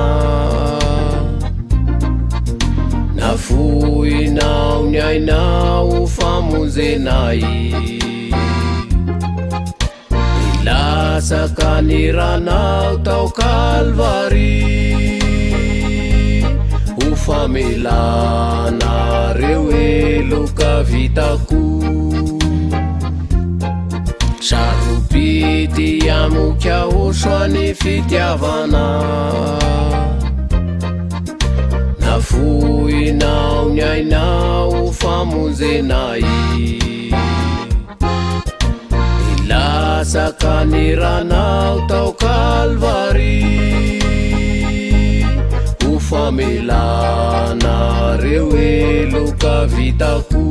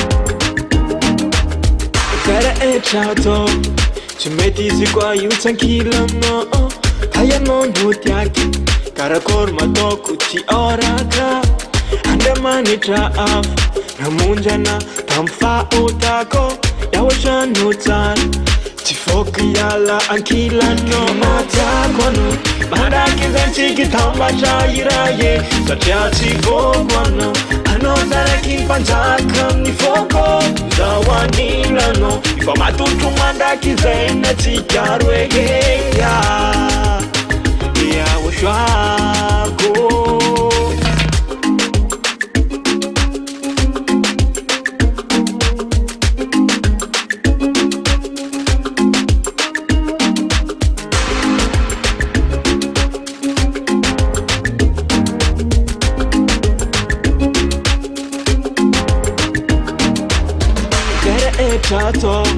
ataoko amy fifaliana kanavolana ariana tsy avosolo lay famonjana tiavako anao mandraky za io tsy miova ivovidy tsatakalo satria anao lay masave natiako anao mandraky zantsiky tambatra iraye satria tsy foko anao anao zaraky mpanjaka amin'ny foko zao anilanao ifa matotro mandraky zay na tsy karo eheya yahotrako karakory matsatao izy ko tsakinanao afahinako tsy iaby efa lasanao rambola hetatany hanao foandro tsara karaka aminao ntsapety soma tsara kana mamina mandy tsy metiky fa mifainana mandraky zay indro saripitya indro saripitya tena tiako anao mandraky zantsiky tambatra iraye satria tsy foko anao anao zaraky mpanjaka amin'ny foko zao anilanao ifa matotro mandraky zay na tsy karo eheya yahotrako tena tiako anao mandraky zantsiky tambatra iraye satria tsy foko anao anao zaraky mpanjaka amin'ny foko zao anilanao matotro mandraky zay na tsy karo eheya yahotrako tena tiako anao mandraky zantsiky tambatra iraye satria tsy foko anao anao zaraky mpanjaka amin'ny foko zao anilanao matotro mandraky zay na tsy karo eheya yahotrako tena tiako anao mandraky zantsiky tambatra iraye satria tsy foko anao anao zaraky mpanjaka amin'ny foko zao anilanao matotro mandraky zay na tsy karo eheya yahotrako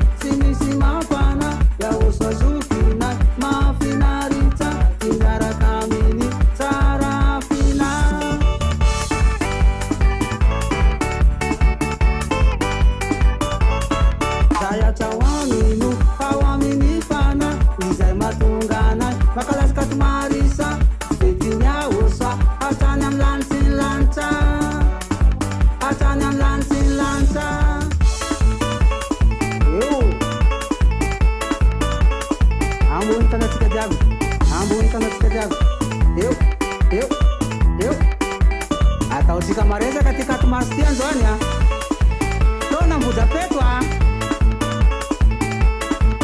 rendez-vous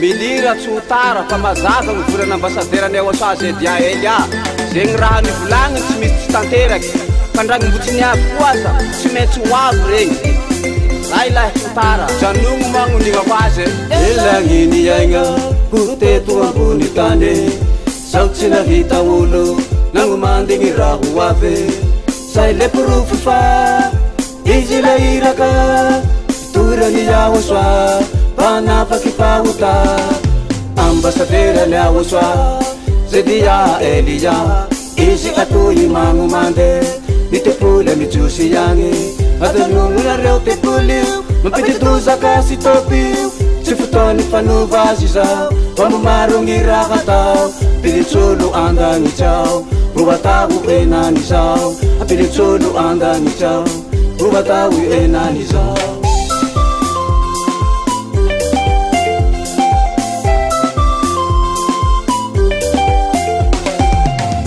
masina yayava umembuni nahita Ocha sanalya panapaky pauta ese nangirake ngolombo wa vidini ambasaderany Ocha Zedia Elia pero nangambara tepulini Jerusalema dairo mitranga tapitseo ngitantara nari ulu letu zay hetu antani zay nari ulu letu zay hetu antani zay sika malagasy katara fa farany rivoa zagny vavahady tapitry 2026 vitany tantara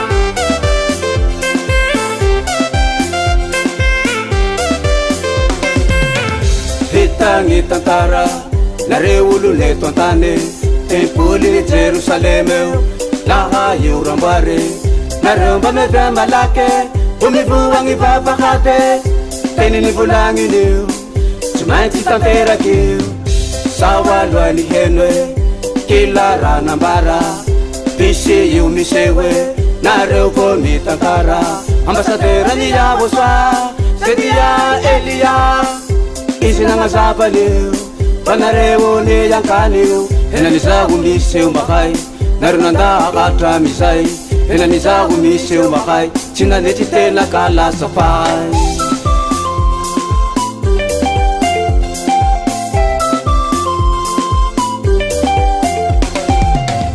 masina yayava umembuni nahita Ocha sanalya panapaky pauta eze nangirake ngolombo wa vidine ambasaderany Ocha Zedia Elia iro nangambara tepulini Jerusalema dairo mitranga tapitseo ngitantara nari ulu netu zay hetu antane zay nari ulu netu zay hetu antane zay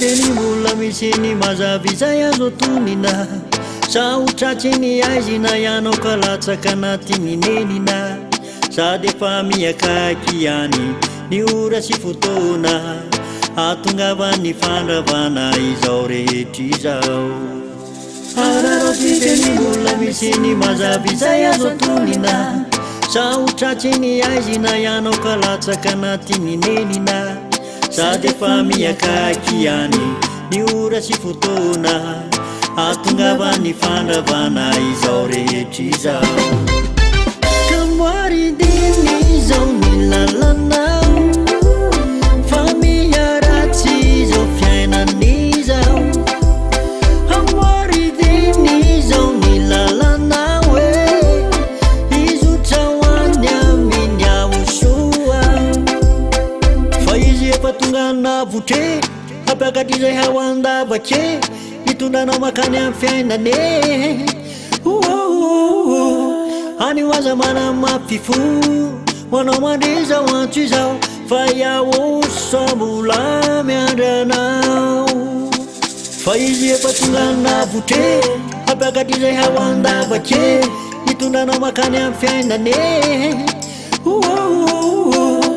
any oaza mana mafifo hoanao mandreza hoantso izao fa iaoso mbola miandranao ka moaridiny izao ny lalanao fa miaratsy izao fiainan'izao amoaridiny izao ny lalanao izotra hoany amin'ny ahosoa kambaridiny izao ny lalanao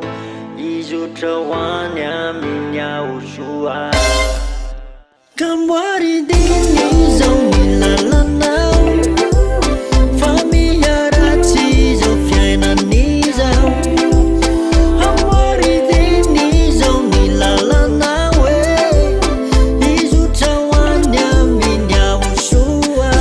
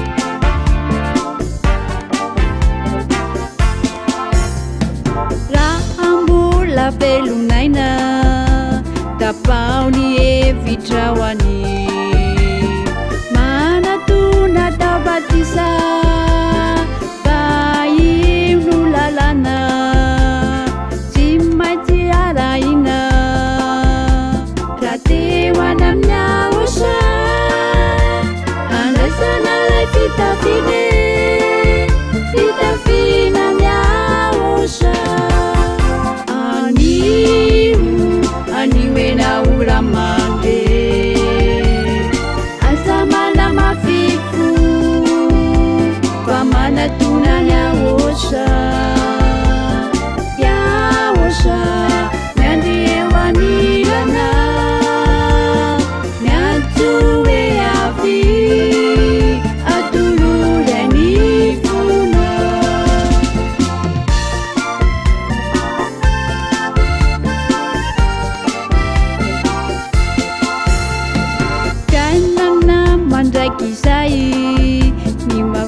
Matrani tadayava Tukana sadi marina Siawosua sanani Jaya fani raini Wamisau tutuliza Kaire seminu wazi Teumeni nifana Aniwe na uramande Azamana mafiku Kwa mana tunanya wosha Ya wosha Nyandiye wanilana Nyantuwe afi Atulure nifuna Aniwe na uramande Azamana mafiku Kwa mana tunanya wosha Ya wosha Nyandiye wanilana Nyantuwe afi Atulure nifuna Nyantuwe afi Atulure nifuna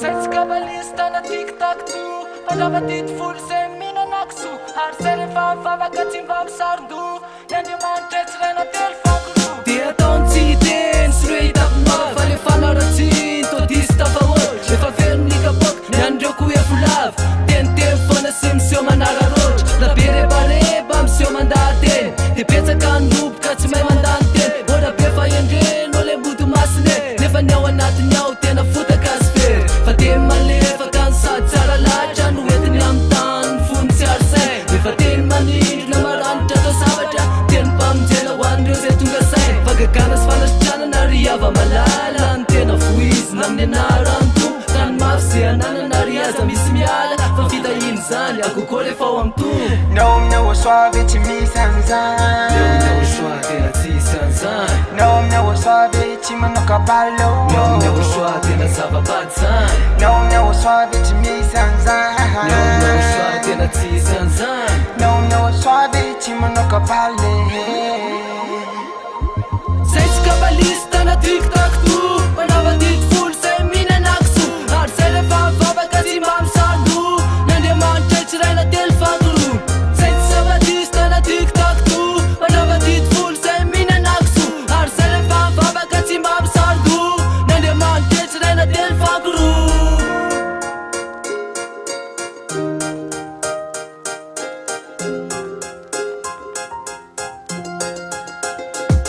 Maro tempa kataka am softon zao Fampianaran yaho soa misy natao kopikole Hatramy toko sy andiny Voadinka mosy ambany Rehefa tenena te moty fany Sady avinavina benina valy Hoe izony nefa taloha Sady nitory any sany taloha Dia tsy ahoany mihitsy anko Samy vehivavy manao pataloha Raha tsy sandoko ve mo Atahotra enakisoa Miesina fotsiny zao Tena zay ny fahefam-po Asakasaky reo zay iano an'izany Dia miavinavina be fatany Ka rehefa tenena mody mareny Todo tsy misy nataonao mifeny Tsara dalano latsainy peny Rehefa voakapoka vo tena neny Nom na waswabe chimi sanzan Nom na waswa tena ti sanzan Nom na waswabe chima no kapalo Nom na waswa tena sababadzan Nom na waswabe chimi sanzan Nom na waswa tena ti sanzan Nom na waswabe chima no kapale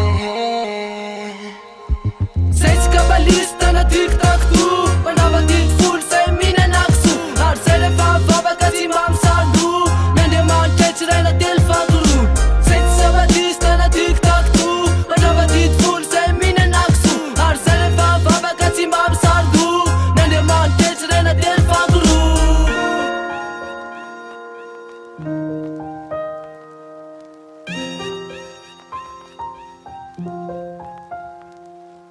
No suave to me sanzan. No suave to manoka balle. Seis cabalista na TikTok tu. Manava dit full se mina naksu. Arsene fan fava kasi mam sandu. Nande man chechra na tel fakru. Seis cabalista na TikTok tu. Manava dit full se mina naksu. Arsene fan fava kasi mam sandu. Nande man chechra na tel fakru. Ambassadora nyawa swasiade ha. La yatsula yanku esandi nyawa shwa. Tunda fabenara na tsimis mava. Luptar taf kas piam na fana. Is mama, chen is mama. Sad mana pa e fana ni hipai kuni fana. Afere lanchi lanchan tena fia vin. Madiu sistin, madiu sistin. Afata wale pakatak. Wani amner. Tsafa pautan. Tula trika.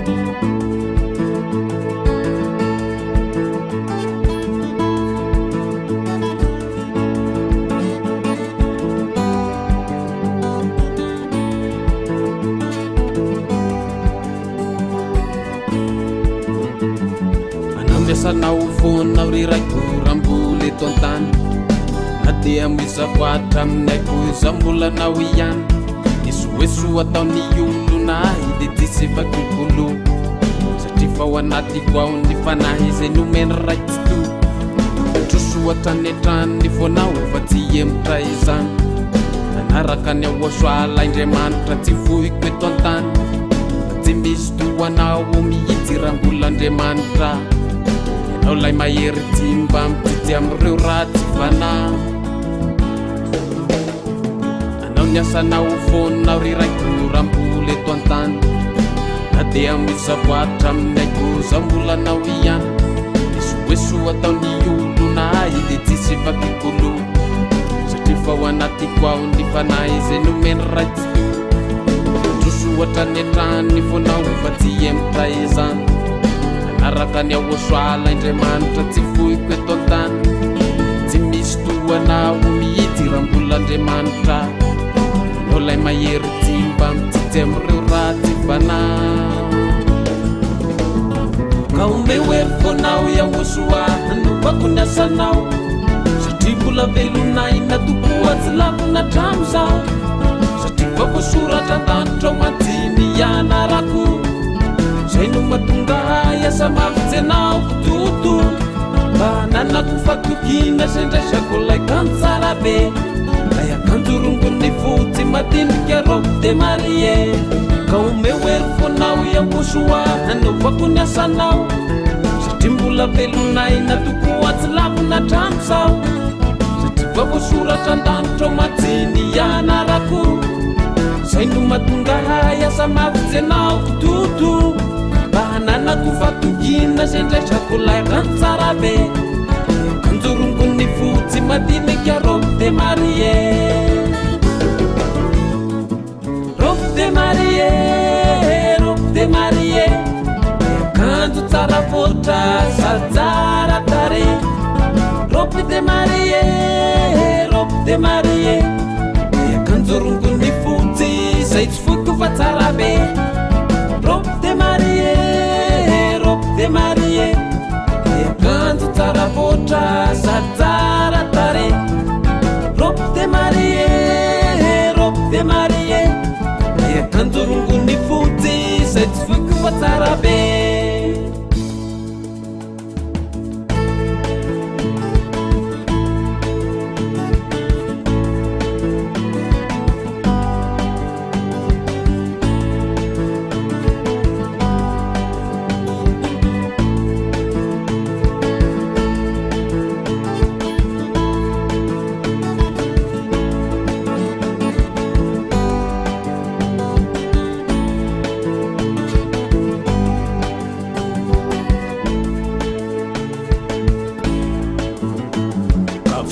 vaisorana lehibe no indroa tolotro na orratsito satria no finitinao teto tany atsinanao be mokondo tsy navelao ny lona amin'ny fahotana fa indrony diovinao alasa natio rehefa no sasana ka de masina ao izao ka vangataka mafy de mafy aminao ary tomboy ao soa aza velo narombaka tanana ire olo manenjika efa hitako manjiny lalamary na makany an-danitra ka ianao ray masina sy ahosoanao nakinako ny vana ka fisorana lehibe no indroa tolotro na orratsito satria no finitinao teto tany atsinanao be mokondo tsy navelao ny lona amin'ny fahotana fa indrony diovinao lasa natio rehefa no sasana ka de masina ao izao navangataka mafy de mafy aminao ary tomboy ahosoa aza velo narombaka tanana ire olo manenjika efa hitako manjiny lalamary na makany an-danitra ka ianao ray masina sy ahosoanao nakinako ny vana ka omeo ery foanao iahosoa anaovako ny asanao mbola velonay na toko azy lavina trano zao satria vovosoratra an-danitro manjiny ianarako zay no mahatonga iasa mavitsy anao toto mba hananako fatokina zay ndraisako laikano tsara be lay akanjorongony fotsy madinika robe de marie ka omeo ery foanao iahosoa anaovako ny asanao satria mbola velonay na toko azy lavina trano zao vovosoratra an-danitro manjiny ianarako zay no mahatonga iasa mavitsy anao toto mba hananako fatokina zay ndraisako laikano tsara be lay akanjorongony fotsy madinika robe de marie robe de marie robe de marie lay akanjo tsara fotra sady tsara tare robe de marie de marie akanjorongony fotsy zay tsy foiko fa tsara be robe de marie akanjo tsara fotra sady tsara tare robe de marie akanjorongony fotsy zay tsy foiko fa tsara be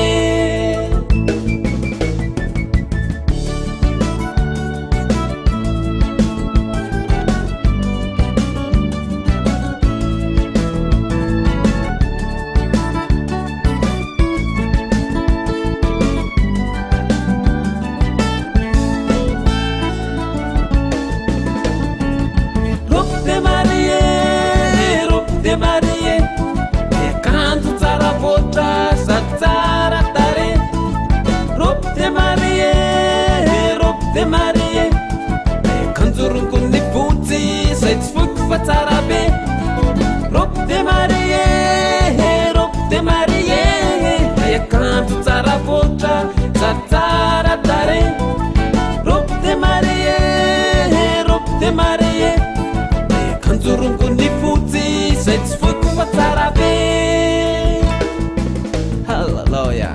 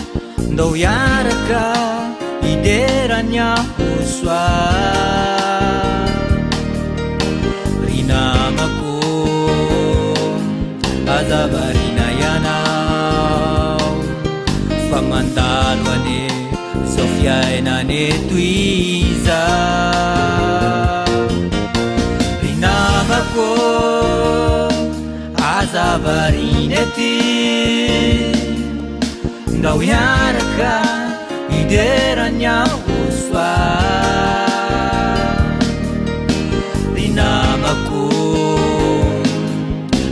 varina ianao fa mandalo ane so fiainane toiza efa ela mitsy ane iaosoa efa nandondona teo aminy fona izy teo ninao izy teo ao aminao izy te iara-paly aminao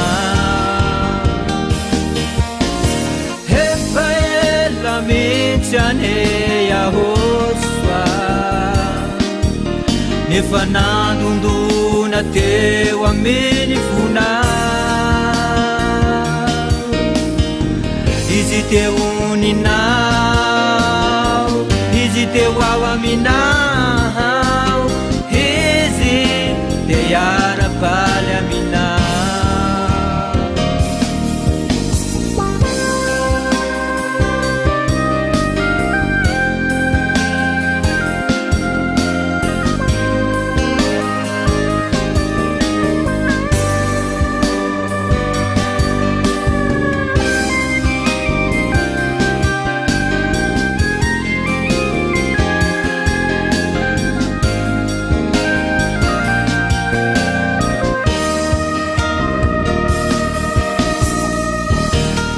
soa tirity fahatsiarovako lay fotoana voalohany na lalako anao lay fotoana nidirany hafaliana sy ny asambarana zay aveny aminao ataonatao foko mangataka iaho soa mba hitoetra foana zany hafaliana zany ary ho tahirizinao foana mba hampiseho anao eny amin'raha lanitra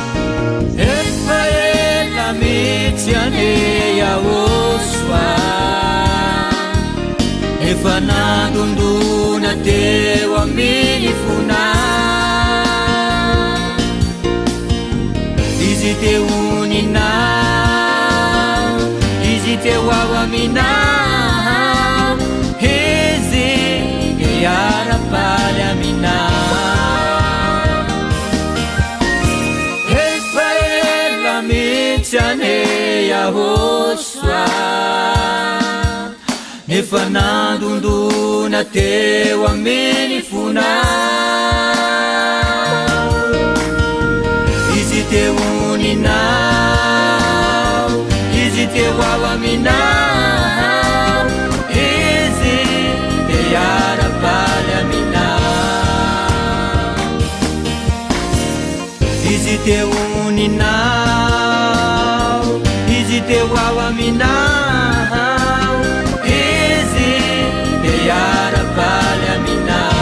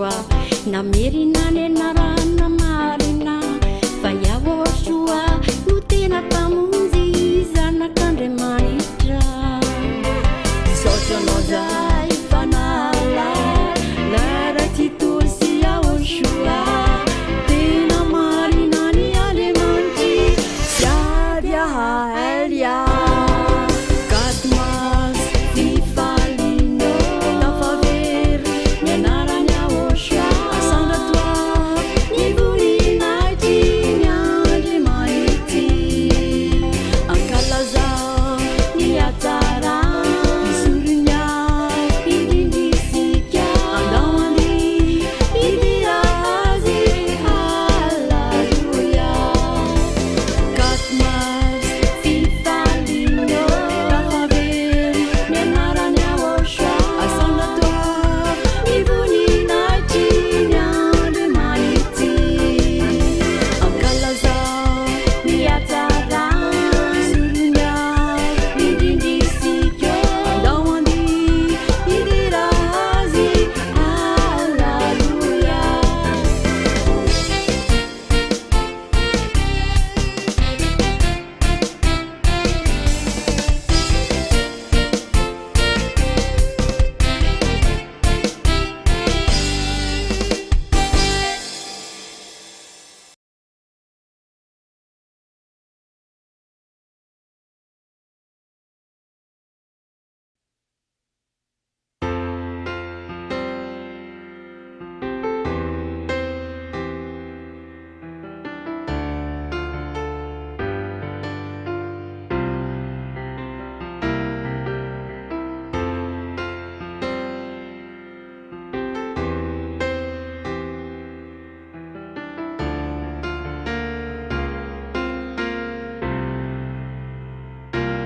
lalana ny fiainana lalovana ity tsapako isanandro fa misarotra andy rô de volatra no natonga izany manakana ny lalako manompo any Yahoshua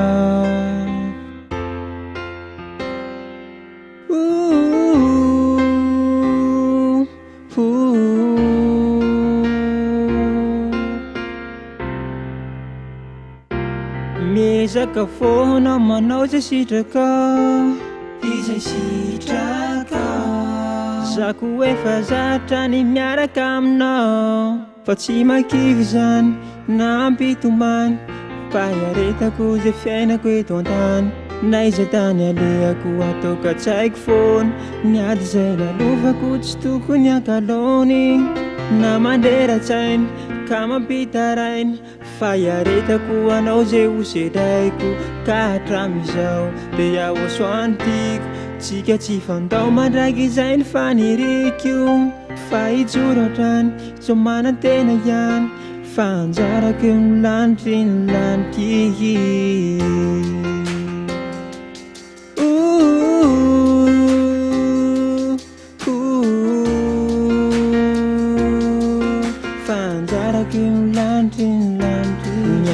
sedraina tsy vitany eritsaina tsy hoe ny velomako amin'ny fiainako eto an-tany raha mbola fahoriana no ny amin'ny sifisina mazaka aonao mandra-pahafaty fa le tena ady zay tsy vitany sandy eo fakorotana foana ny iainana zany fakapanay tsisy iainana ianao rery no tavandraiko ety antenaiko fa mitantanany edy zako ijoro foana fa misy ana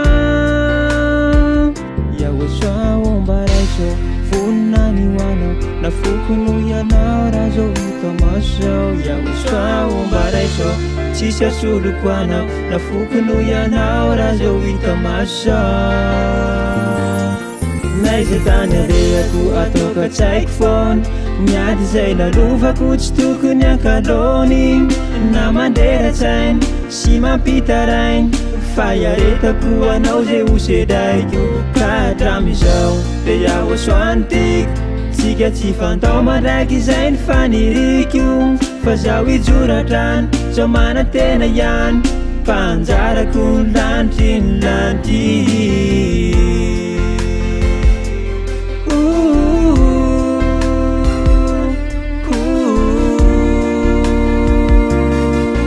panjarako lantrinlanty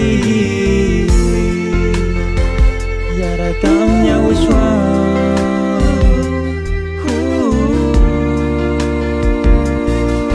panjarako lantrinlanty zao androso fony zao iady fony panjarako ny hoana aminao iaosoako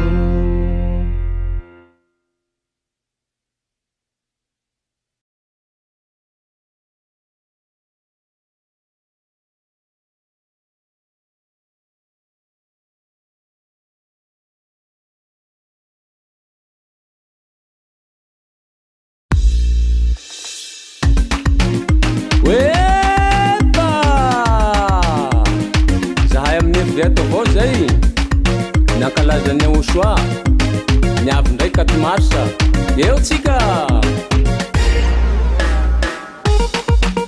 eo de baka timo de baka varatsy de baka andrefa de baka tsinana miara mankalaza samy saropiaro amin'ny aosoa io samanakory samy saropiaro amin'ny anazy samy saropiaro amin'ny anazy tiako iaosoa izy manafaka fankalazana azy ny 4 marsa awe allo tsika awe allo tsika awe allo tsika awe allo tsika balayev devule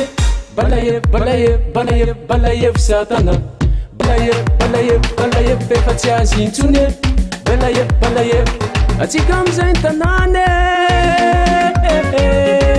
atsika amizay ny tanàna mais oui io Jerusalema vaovao io nomeny zay be anay io oe iaosoano tsara iaosoano tsara iaosoano tsara iaosoano tsara iaosoano tsara iaosoano tsara c'est le dieu de dieu bosoko benay avao koa so miaraka aminy io iaosoa io ankalazany amin'ny 4 marsa zahay tsy maintsy saropiaro mandrakizay samanakory samy saropiaro amin'ny anazy samy saropiaro amin'ny anazy tiako iaosoa izy manafaka fankalazana azy ny 4 marsa awe allo tsika awe allo tsika awe allo tsika awe allo tsika balayev devule balayev satana balayev efa tsy azy intsony balayev atsika amizay ny tanàna atsika amizay ny tanàna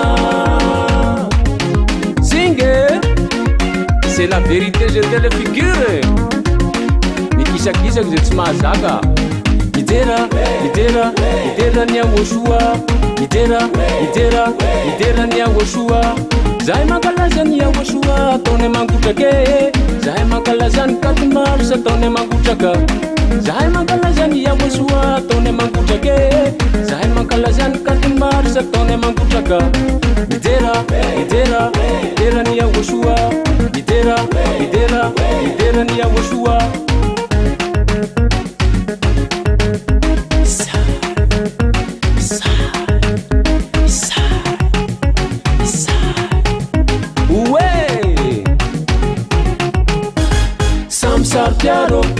Sam saropiaro amin'ny anazy samy saropiaro amin'ny anazy samy saropiaro amin'ny anazy samy saropiaro amin'ny anazy samy saropiaro samsar piaro amne naze samsar piaro amne naze samsar piaro amne naze samsar piaro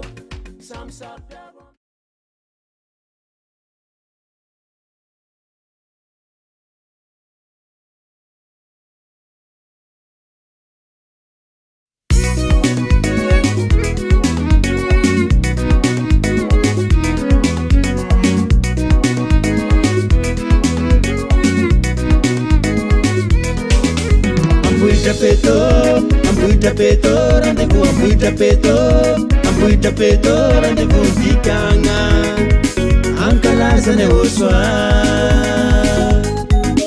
Ambuita peto, rendezvous ambuita peto, rendezvous dikanga ankalazane oswa. Naurikahe intika yuru tudo. Uave mkati masa feti be dat nande mantra Fatafa pure uati ndati maru Nenara ne hoshwa Nenara na marna Mahafak fauta Ambuita peto Rendezvous ambuita peto Rendezvous dikanga ankalazane oswa. Ambuita peto, rendezvous ambuita peto, rendezvous dikanga ankalazane oswa.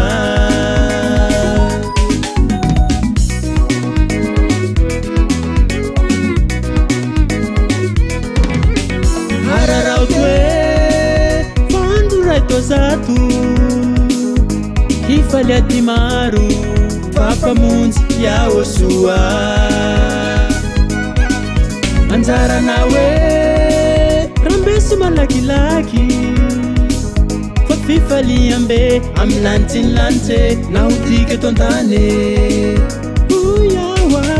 Ambuita peto Rendezvous ambuita peto Rendezvous dikanga ankalazane oswa. Ambuita peto, rendezvous ambuita peto, rendezvous dikanga ankalazane oswa. Sereri pianjeri nandini kisadi mitambava Omunjera natone oswa Waiti ndatile mahagaga Ominani marumaro tsivuza kifasa mbini talili Ulumani na tsipanuti kinani kizao levatamise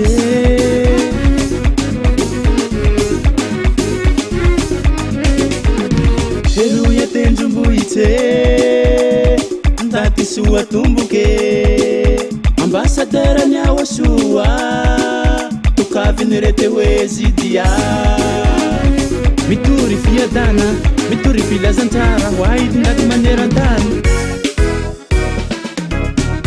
Ambuita peto, rendezvous ambuita peto, rendezvous dikanga ankalazane oswa. Ambuita peto, rendezvous ambuita peto, rendezvous dikanga ankalazane oswa.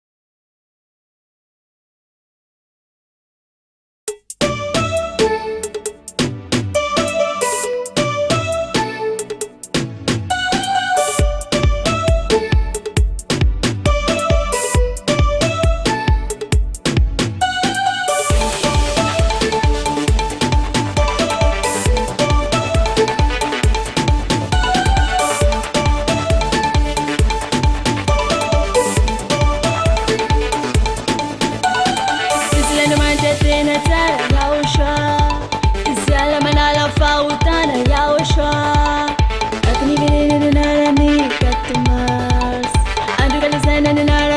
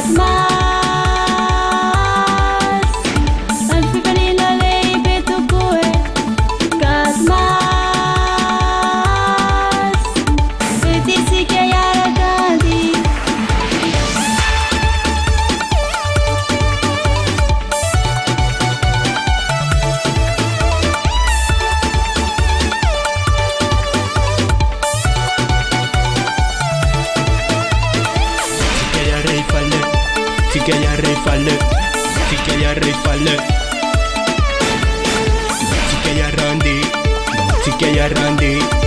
Tika ya rande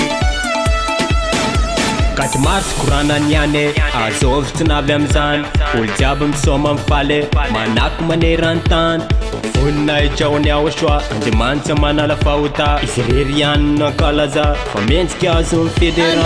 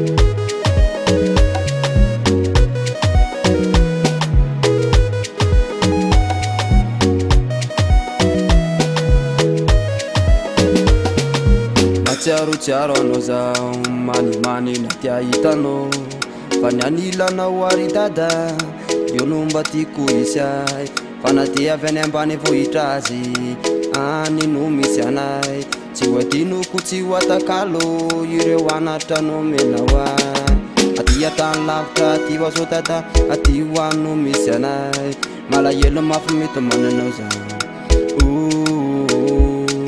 Sakako mihitsy hoaratsy eo anilanareo tena ory toko zao mifoko fa ny eo anilanao ny tena tsara eo ihany ko amin'ny matama tsy hoadino tsy atakalokory eo anatranatra rehefa nanory sy nampianatra anay fa natongavanao ary dada de tonga mba navotranay nefa na amin'ny fitsarana zay ny asy de tonga mba anitsy anay fa zay masina sy marina ihany hoany andova fiainana mandraky izay aty atany lavitra aty ho azo dada aty ho ano misy anay malahelo mafy mety mananao zao fa tsy sakako mihitsy hoaratsy eo anilanareo tena ory toko zao mifoko fa ny eo anilanao ny tena tsara eo ihany ko amin'ny matama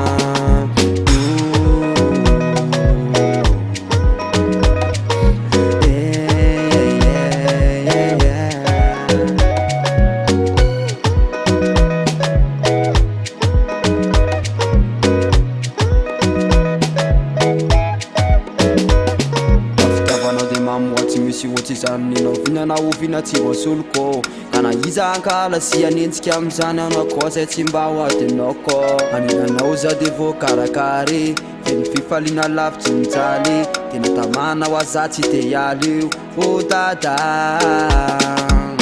fa mifoko mantolo te afoko daholo kana ino ny lavanao ade vononao azany anompo any ahosoa amzay rehetra ilaina fa iaho soano nanavoranana nala fahotany tsy hoadino tsy atakalokory eo anatranatra rehefa nanory sy nampianatra anay fa natongavanao ary dada de tonga mba navotranay nefa na amin'ny fitsarana zay ny asy de tonga mba anitsy anay ase masina somarina ihany hoany antoafiainana mandraky izay aty atany lavitra aty vasotata aty hoanao misy anay malahelo mafa mety mananao zao fa tsy zakako mihitsy hoaratsy ho anilanareo tena ory tokoza mifoko fa ny ho anilanao ny tena tsara eo ihany koa amin'ny madama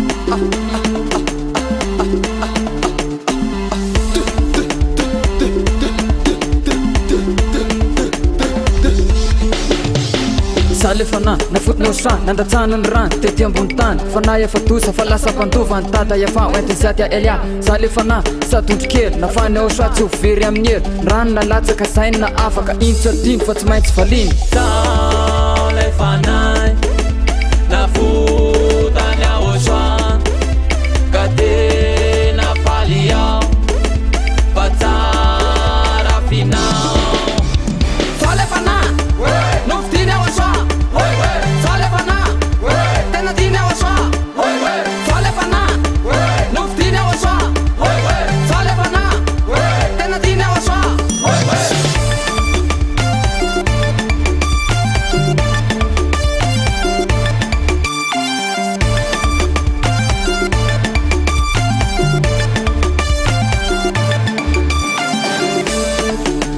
Test mafana ty laolo allo tsika itinjaka Salefana fempifaliny afaka iasa de sisy fahoregny fitindrany ao osa tamin'ny azo fitsalina ny rano eny elia laizandritiny sotry ao osa fa tena avitra nasoronao nofo nafatika fana fafanao ny ota nasoronao loto asolo mba fahoary tsy mba mpanota Salefana navotany ao osa ka tena faly ao fa tsara finao Salefana nofitiny ao osa Salefana tena tiny ao osa Salefana nofitiny ao osa Salefana tena tiny ao osa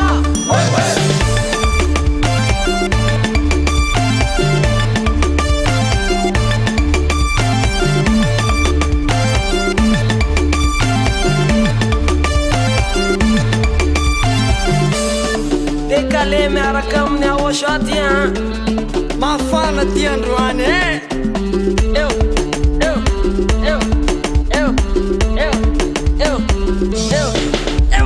Salefana vofontsy voafidiny rany ao osa nadio sy ny vity amitsady elia ny fanala idina nafaka nata ao anaty magi fampianariny ao osa loharany mamy sakafo ny fana voafity eto tany fana voalatro ao amin'ny lanitsy ny lanitsy zay teo fana mana rany elia Salefana navotany ao osa ka tena faly ao fa tsara finao Salefana nofitiny ao osa Salefana tena tiny ao osa Salefana nofitiny ao osa Salefana tena tiny ao osa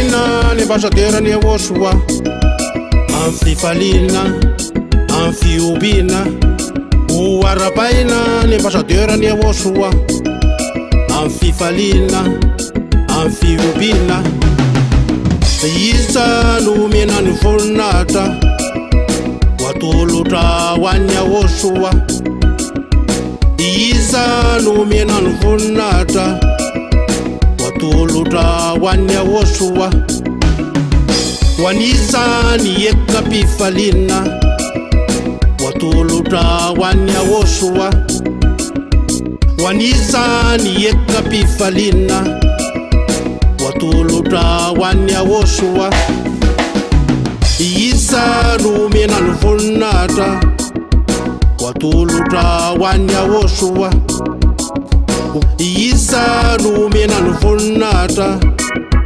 Watuluta wanya Woshua Warapaina yena orala Fatata ni feti ni Woshua Warapaina yena orala Fatata ni feti ni Woshua Arapaina yena ora na pafi Fatafaona itika tsiabi Warapaina yena ora na pafi Fatafaona itika tsiabi Akalaza ni feti ni Woshua Akalaza ni feti ni Woshua Waniza ni terra sinilas Watuluta wanya Woshua Waniza ni terra sinilas Watuluta wanya Woshua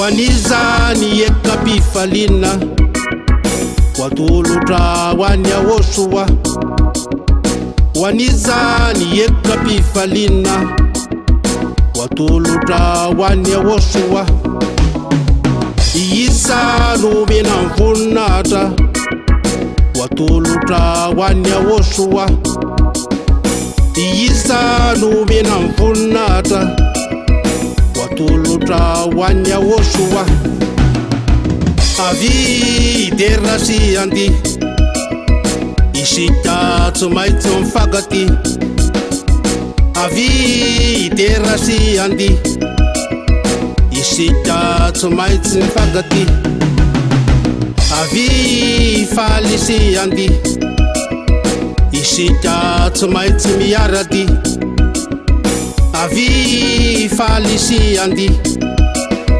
Ishita tsumaitsu miyarati Makalaza nya Woshua tsika mananda tazo nderazi Wazo ndera salaza suvunata pandemanta maeri izy falitsika Makalaza fiety nya Woshua manditsika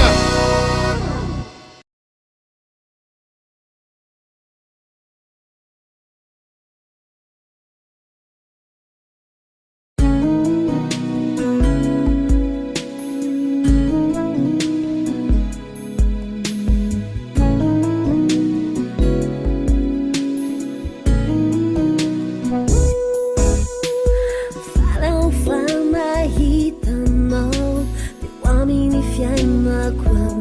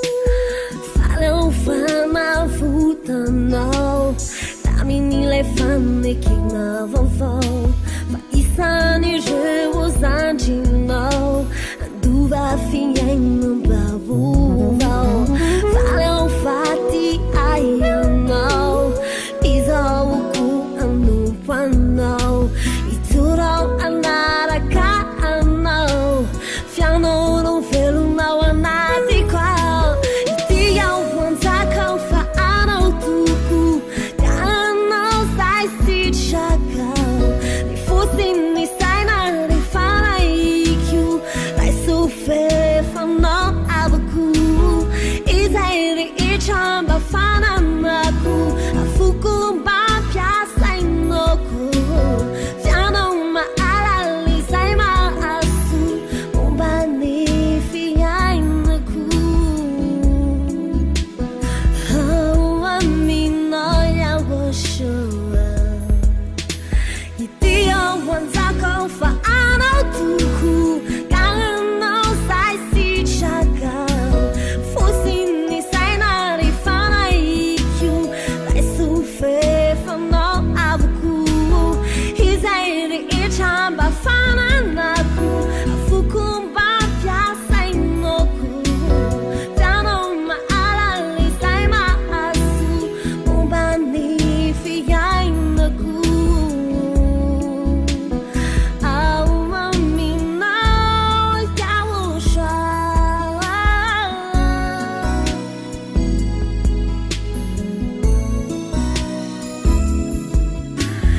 Jai sufe fanao Jai sufe fanao Jai sufe fanao Jai sufe fanao E fanao ma chakiza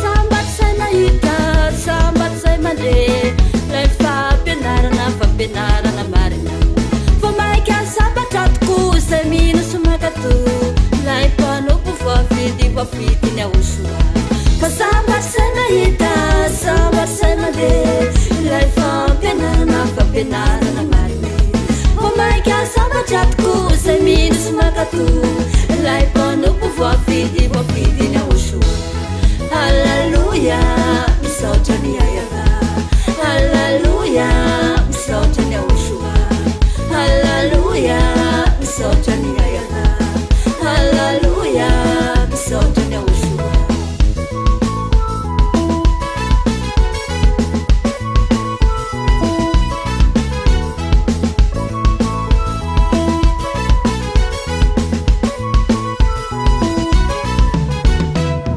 Marina si tanteraka ny teniny ahosoa Ary mikatony sao fiafarany tantara Ny ambasadorany ahosoa sady aelia Tsy misy afa-tsisy rery no mitory ny marina Fa marina si tanteraka ny teniny ahosoa Ary mikatony sao fiafarany tantara Ny ambasadorany ahosoa sady aelia Tsy misy afa-tsisy rery no mitory ny marina Teny tatana io dia tsy maintsy tantera Afaka fahotana zay rehetra miaraka amin'ny ahosoa Mivelona amin'ny tany mihitsy ho zay voalaza ny jerena Miolona ny tepote vita ny tantara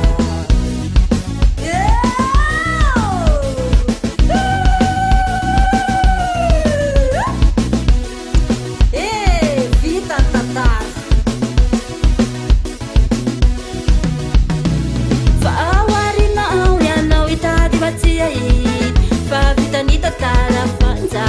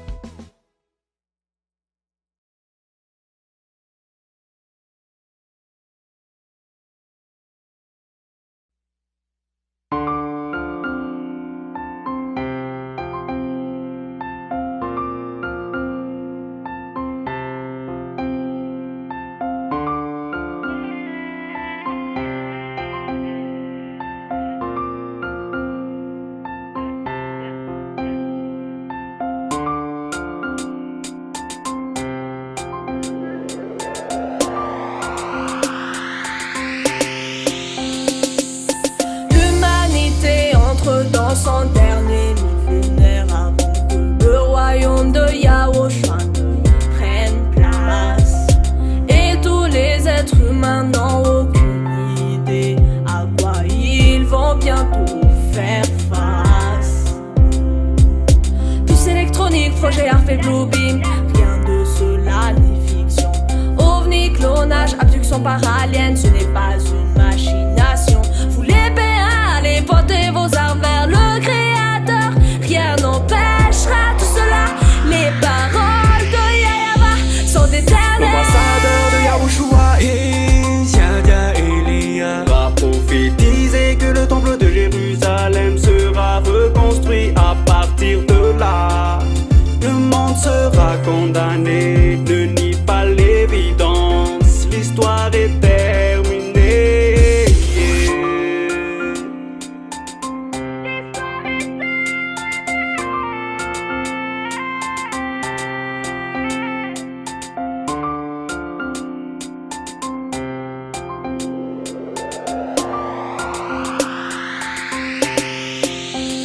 Arrivera le jour,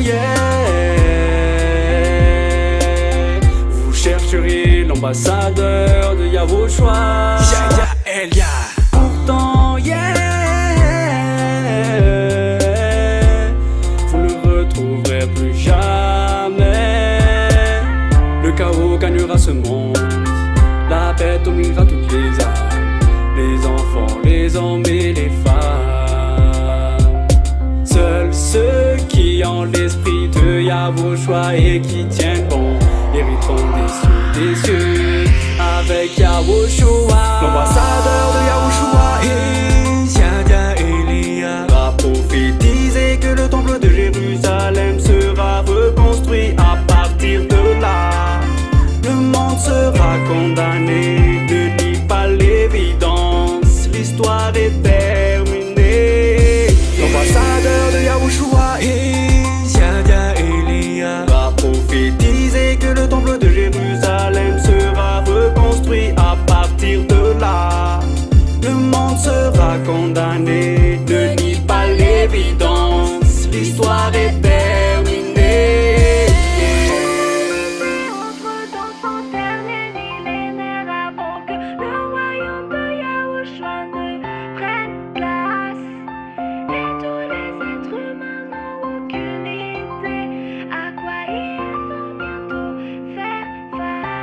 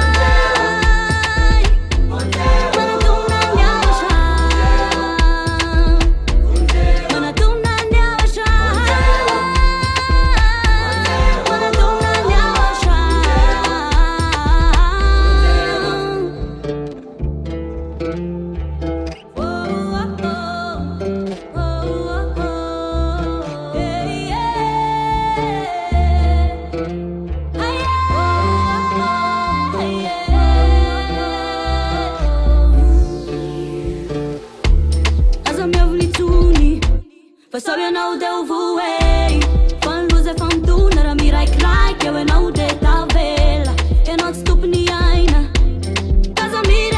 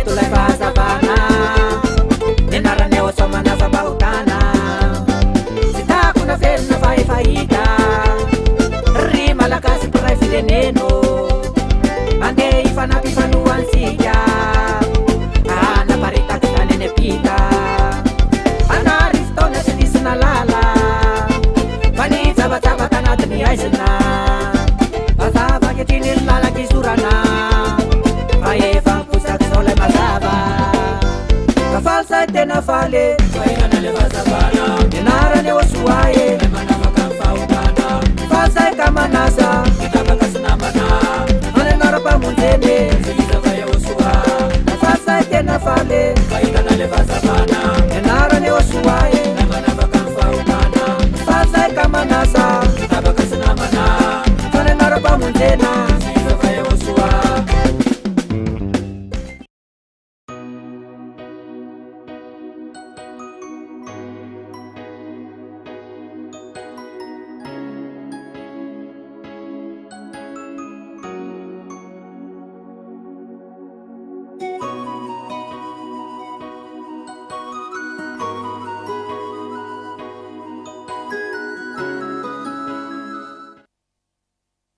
tonga amin'ny fotoana indray tsika izay azontsika miroso amin'ny toyny fampianarana larana fadimy ambin'ny folo ny fampianarantsika indray ny amin'ny teny ity mandroso totokantranonao ny ambassadeur-ny Osoa Ziadia Elia avy atrantsika dia hiaraka ivavaka indray amitaka ny teny eo ampelantanan'ilay avo indrindra ny anaran'ny zao rehetrarehetra zao ny any amin'ny lanitra ambony lanitra lanitra ary le tia-tany sy rehetra momba an'izany ary ivavaka atsika sotra betsaka dada manana zay avao noho ny amin'izao fotoana izao indray izay nomenao ahafahako manambara sy mampianatra milaza ny hatsaranao sy ny hasoavanao indrindra mitory ny alehibiazanao sy ny hatsarana rehetra ao aminao dada manala iava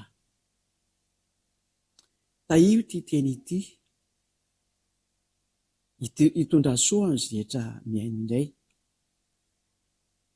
dia ho famonjena sy fanavotana ho izay rehetra mandry mahatonga saina hiverina ho any aminao rehetra izay miaino an'izao teny rehetra zao mangataka hatrany ny fitiavana avy any aminao ny amin'ny amerenanao ny fon'ny olona hitodika sy ainao zao fanambarana izao dia izay teny rehetra avy any aminao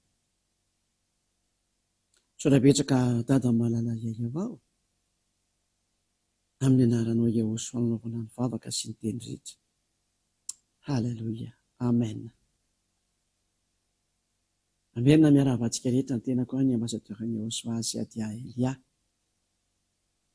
Ny fampianarantsika dia mahintsika tsara ny lohateny hoe loza fanafangaron'i Jesosy ny fanekena taloha ilay atao hoe dity folo zany tamin'ny fanekena vaovao. Io moa ilay anarana marina amin'ilay fanekena vaovao dia tsisa fa Jehosoa. Idirantsika zany hoe andraontsika zany dia hiditra amin'ny fanekena taloha sy ny fanekena vaovao. Inona marina zany, inona ny tanjona amin'izany, ary maninona ny loza hoe nafangaron'i Jesosy.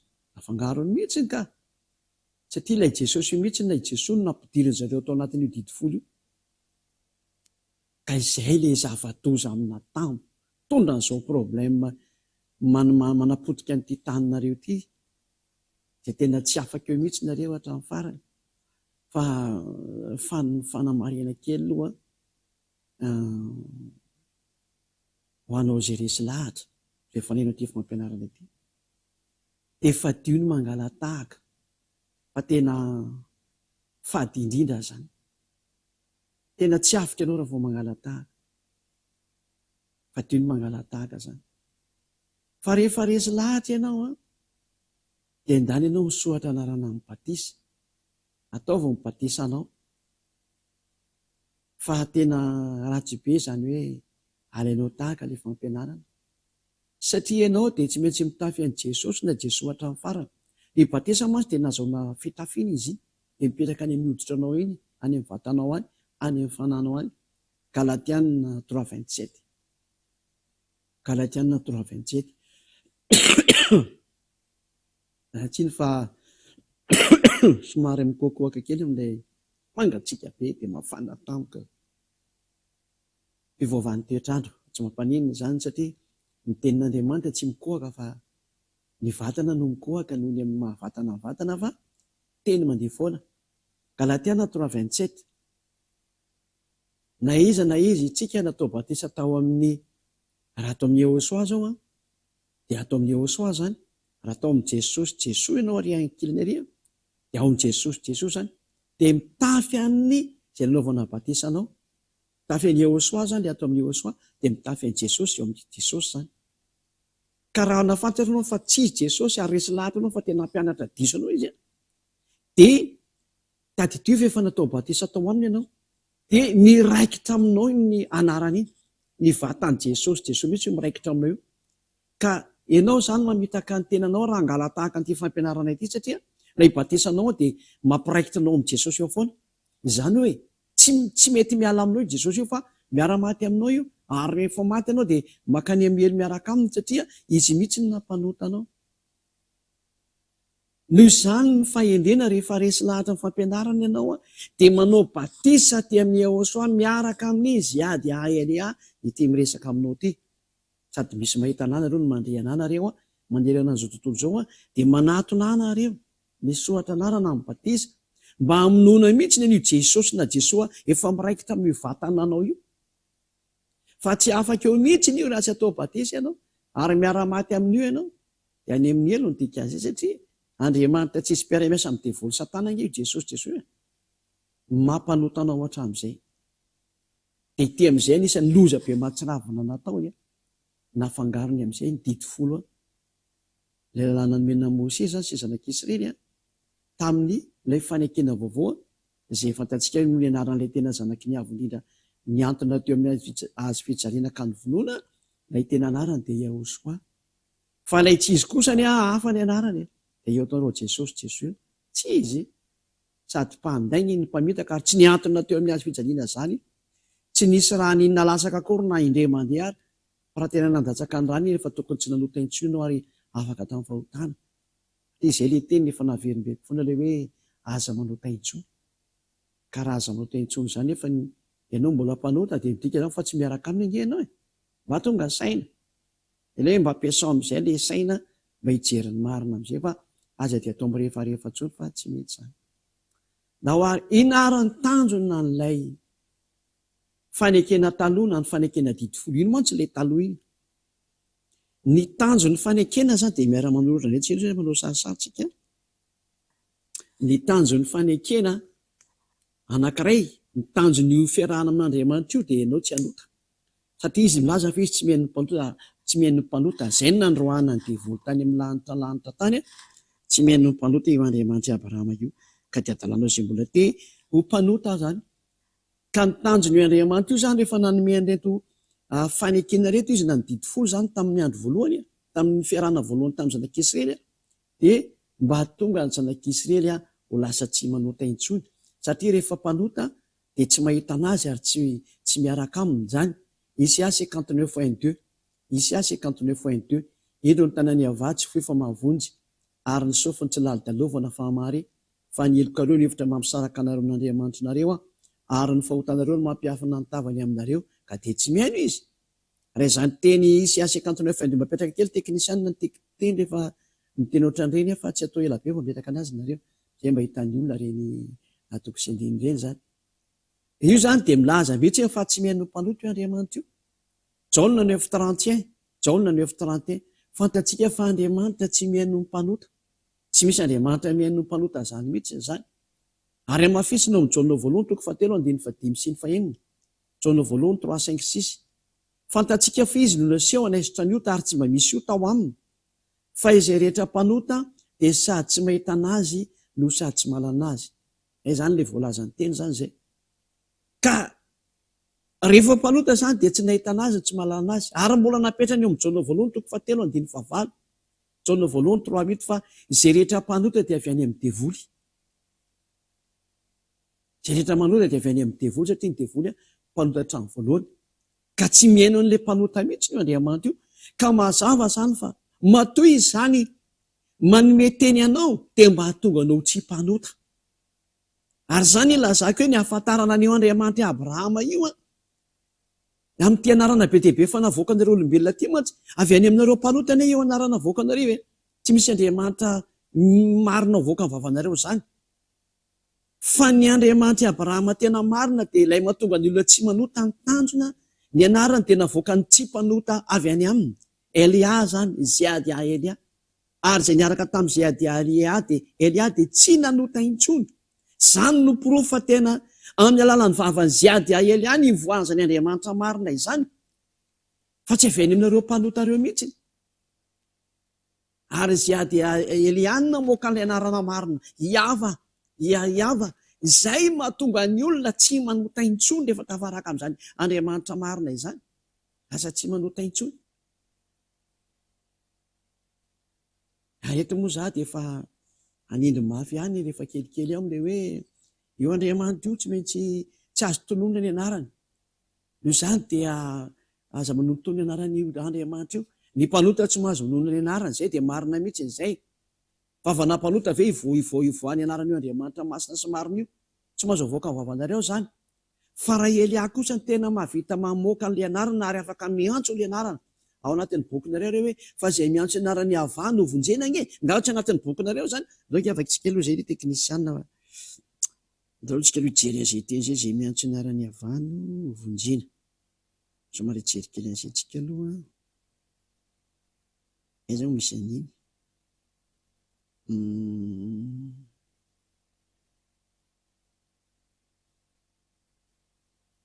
Joël 2:32. Joël.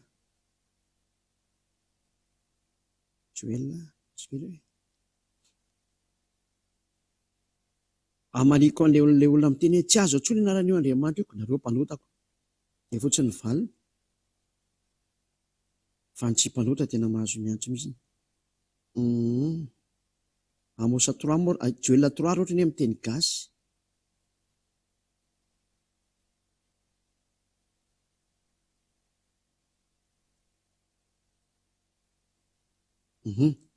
Joël 3:5 izy fa amin'ny teny frantsesy ilay Joël 2:32 teo.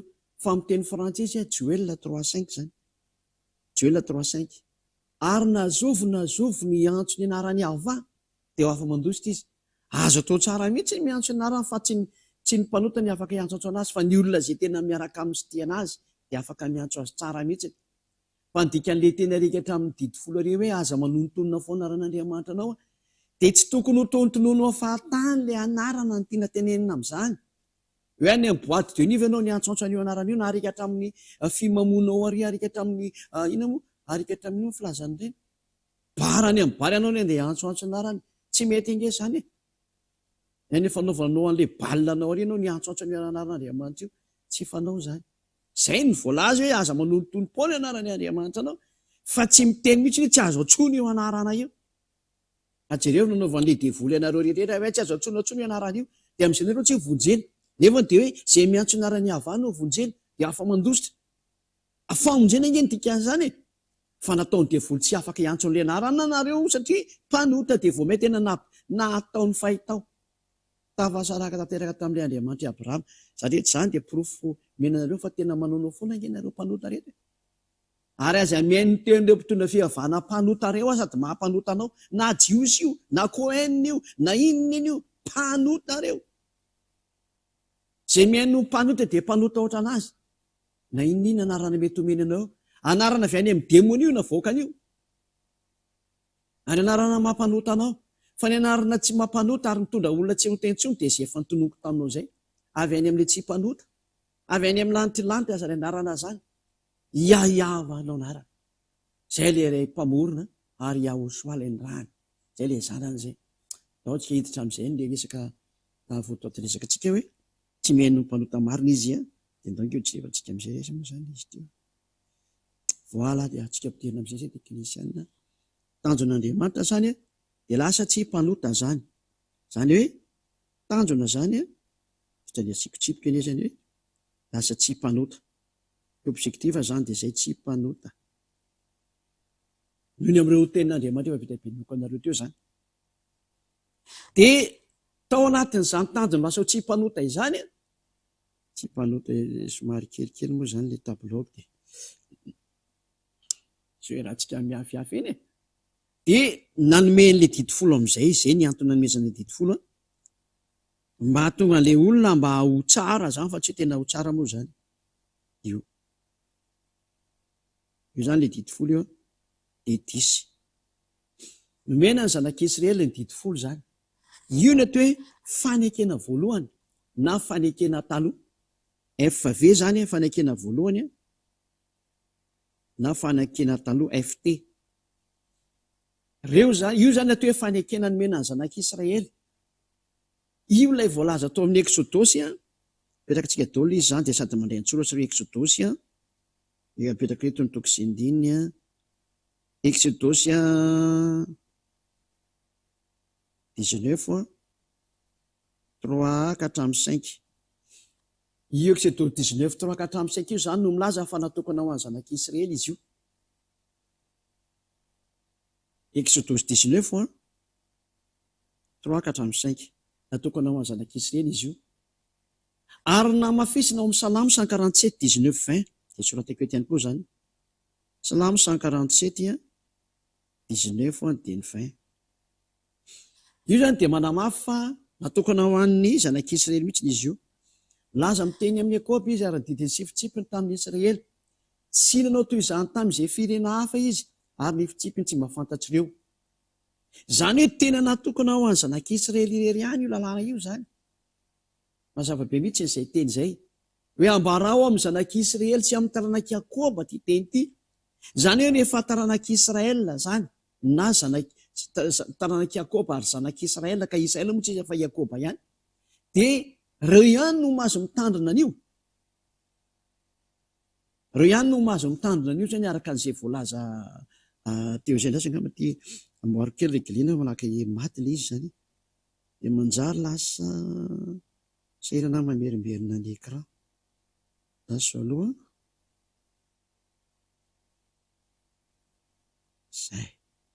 Zay zay vao elaela mba mijanona eo de aza koa de tsy andeha vao mipetraka de maty le izy.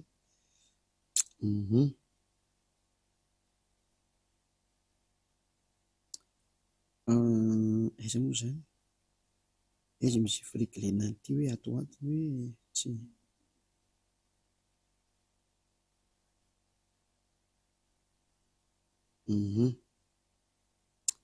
fa tsy maty fotsiny izy aloha elabe zany fa trande any mampalakilaky anatsika.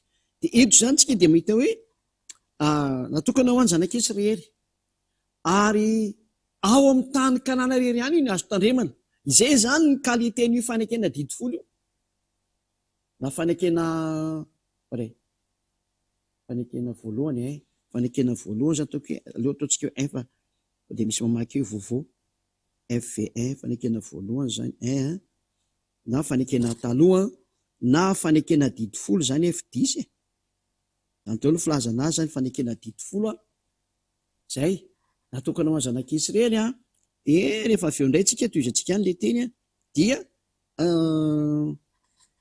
ao Israel rery ihany ny azo tandremana.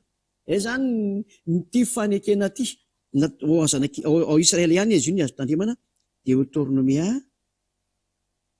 9:1 ary apitsika ny Deutéronomia 9:2 hoe ity zany ny teny mandrafitra an'io didi folo io. Zany hoe izao didy izao dia nomenanao ry Israelianina mba arahanao ao amin'ny tany izay nomenanao lovanao amin'ny andro rehetra iainanao teo ambonin'ny tany. Zany hoe tsy azonao entina ny France, tsy azonao entina ny Angleterre, tsy azonao entina ny Amerika, na ny Madagasikara na ny Japon, fa raha manao an'izany no dia tena mpanota ary mpandika lalàna ary mitsipy makany amin'ny elo.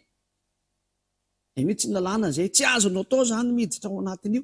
Fa fanekena io ary misy didy ao anatin'io araka ny boky eo amin'ny Deutéronomia 4:2 ataoko ngeda be eto. Deutéronomia 4:2 dia zao ilay voalaza hoe aza ampianareo ny teny dia aza ny esoranareo ny teny asiko kadra maitsomaitso mihitsy izy hitanareo rehetrarehetra. hoe io teny io zany dia tsy azo anampiana tsy azo niesoana izany hoe natokana ho any zanak'Israely izy io dia tsy azonao idirana ary izao tonga e vaovakina nge le didi folo dia zao hoe izao ny avahan'Andriamanitra ao izay nitondranao niala avy tao amin'ny tany Egipta tao amin'ny trano nandevozana dia ahoana moa zany mampitombona n'izany teny izany tokoa raha aminao satria lasa mampandainga an'Andriamanitra ny izy ary na Andriamanitra aza mandainga raha ohatrany ka hoe nanomeanao hafafirenana io satria lay teny tsy azo anampiana tsy azo anesoana nongevaka itsika raha lay teny nongevaka itsika teny zay ao amin'ny bokin'ny Exodosy Exodosy 20 nongevaka itsika lay didi folo hoe mety aminao tokoa ve zany ty teny ty Exodosy toko 20 nge mba avoakantsika eo teknisiana zay andininy faharoa Exodosy toko 20 andininy faharoa izao ny avahan'Andriamanitra ao izay nitondranao nivoaka avy tany amin'ny tany Egipta tamin'ny trano nandevozana dia apetraka aminao ara ny fanontaniana ianao izay mahita sy mandre io ve mba tao Egipta ianao arany iza le namoakanao tao Egipta fa ianao raha olona mipetraka ny Fransa na ny Madagasikara na Angleterre na ny tsy haiko izay petranao fa sy tany Egipta zany ianao dia tanao zafy efa nampandainga an'Andriamanitra ianao tao amin'ny trano nandevozana aiza zany lohan'ny tranonao ka nampandevanao tao Egipta zany na ny razambenao mba meo anankeny nge ny lohan'ny tranonao tao ditanao fa tsy manana an'izany ianao zay le hoe tsy natokana ho an'ny hafafirenena io fa natokana ho an'ny Israeliana ery ihany dia izay rehetra tany Egipta tamin'io fotoana io ela izy zay zay rehetra tao Egipta ihany no afaka amin'ny teny io fa rehefa sy tany Egipta zany dia akombony ny vavanao fa mpandainga sy mpamitaka ianao ary pisinoky an'Andriamanitra mihitsy ary mampandainga an'io Andriamanitra Abrahama io ianao ary zany no mahadevoly ianao tsy menatra misoloky amin'ilay teny ary mamitaka fotsiny amin'ilay teny ianao satria mantsy ianao ampandoha an'ilay mpafolo karena ary pastera sy mopera zany mahatonga anao manao an'io nge dia mody fitahanao amin'tony didi folo tony ilay olona satria any ny afanao maka an'ilay mamona tsy marina riam-bady kely afetsen-demony mihitsy fa ngana natokana ho anareo olombelona akoatran'ny Israely ihany io didi fosilana Mose io tsy natokana ho anareo mihitsy inge mazava io teny io iza zany ny afaka miditra ao ny hafafirenena satria vao manomboka le teny dia hoe izao ny avahan'Andriamanitra ao izay nitondranao nivoaka avy tany amin'ny tany Egipta tamin'ny trano nandevozana dia efa trany dia efa nandainga ianao fa tsy tao ianao trany dia efa misy loky mandainga mpamitaka zany daholo ianao ary tsy magaga fa raha ianao mpitondra fivavahana na mpianatra an'io dia izay miaraka aminao mpandainga sy mpamitaka ohatranao daholo ary io no mampanota anareo menakavy fa miaraka amin'ny Elia kosa ny tena hafa mihitsy tsy mety manota satria tsy mety mandika nytony teny tony mihitsy izay miaraka amin'ny Elia manana ny lalàna manokana anazy izay izay nomeny io Andriamanitra Abrahama io any hafafirenena mazava-be mihitsy izay zay le fanekena vaovao resantsika le rehefa avy eo aloha toy antsika aloha ny teny dia mbola apitsika tika hatramin'ny Deutéronomia toko 2:10 andininy voalohany Deutéronomia 12 mbola mametraka an'izany teny izany koa le Deutéronomia 13 moa zafady Deutéronomia 13 amin'ny teny gasy